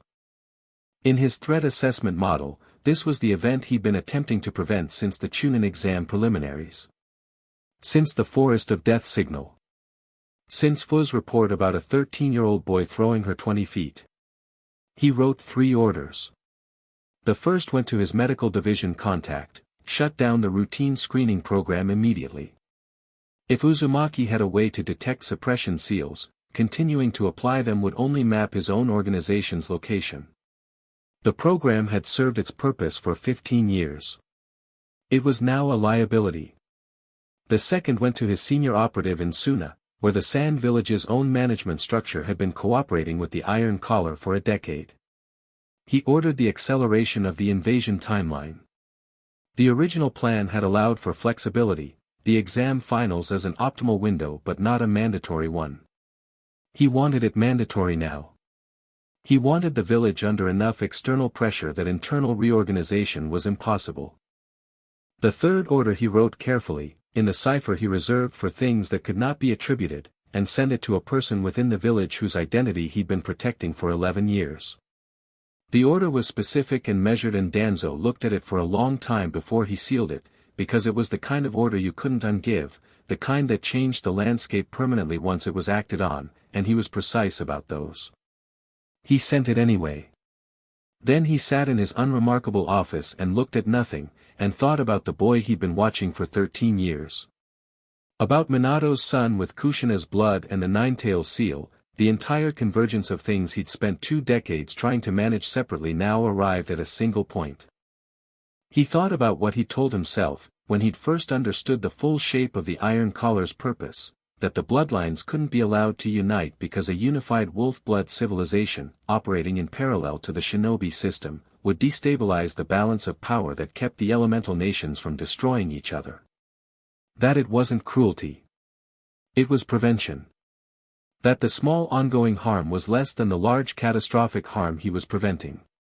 He still believed this. He believed it with the same certainty he'd believed everything he'd done for 40 years of service to the village, the same cold, clean certainty of someone who had decided young that the math of sacrifice was the only math that mattered, and had then proceeded to do the math every day until the math was all he had left. The boy across the village, who could throw his best operative 20 feet and hear conversations through 2 miles of forest and remove 15-year-old suppression seals by feel, who was gathering wolves with the calm certainty of someone who had never in his life been afraid of what he was not a problem that math could solve. Danzo understood this. He was precise enough in his self-assessment to understand this. What it didn't change was what he intended to do about it. 9 days before the finals, the last person arrived. She came alone, no pack, moving through the village like someone who knew it well and had reasons to be careful about being seen. She was maybe 30, with dark hair and the particular posture of someone who had spent years learning to make themselves smaller than they were. She came to the warehouse after dark and knocked once, which was the signal they'd established for people who'd felt the call but were being cautious. Naruto opened the door. He looked at her. The secondary network read her immediately. The thread in her was not diluted, not a stream. River level. Nearly as strong as Sarah's, nearly as strong as his own. And there was something about the specific quality of her suppression seal, the architecture of it, the way it had been applied, the particular signature of the sealmaker's hand in it, that was familiar. "You've had this seal a long time," he said. 30 years, she said. Her voice was steady. "They put it on when I was chosen for Root." Root. Danzo's personal operative unit. Naruto felt the shape of what this was. "You're one of his," he said. "I was," she said. "Until tonight." She met his eyes. "The signal your group broadcast 2 days ago. I felt it through the seal, which shouldn't have been possible, and I spent 2 days understanding what that meant. What I was. What I've been doing for 30 years. She held herself still in the way of someone who is holding very much together through discipline alone. "My name is Yuna. I need the seal removed. And then I need to tell you everything I know about the Iron Collar." Naruto stood aside and let her in. Behind him, in the lantern-lit warehouse, 36 people looked up. Jiraiya, Naruto said. Jiraiya was already moving. Naruto sat with Yuna while the seal was removed, 40 minutes of careful work, her breathing changing as each anchor released, the specific quality of a very long silence coming to an end. When it was done she sat for a moment with her hands in her lap and her eyes closed, and the river-level thread in her secondary network ran full and bright and new, and Naruto felt it arrive in the collective network the way he'd felt each addition arrive, complete, irreplaceable, itself. "Thank you," she said. "Now," Naruto said. "Tell me about the iron collar." She told him. She talked for 3 hours, and the warehouse was very quiet, and what she described, the scope of it, the depth of it, the names and the structures and the specific mechanisms by which 40 years of careful management had been administered across multiple villages, was larger than he'd known and smaller than it had once been, because what it had always depended on was the assumption that the bloodlines would never find each other. That assumption was 9 days from being rendered completely wrong. He listened to all of it. He asked precise questions where he needed to and was quiet when he didn't. Outside, the moon was in its last quarter, building back toward full, and in 11 days it would be complete again, and in 11 days the village would be assembled, and in 11 days whatever was coming would arrive. He was ready. He'd been ready since the Forest of Death, if he was honest about it. He'd been ready since Kurama said "there you are" and the moon said "this one" and the forest went quiet around something that had just remembered what it was. He was just ready in more directions now.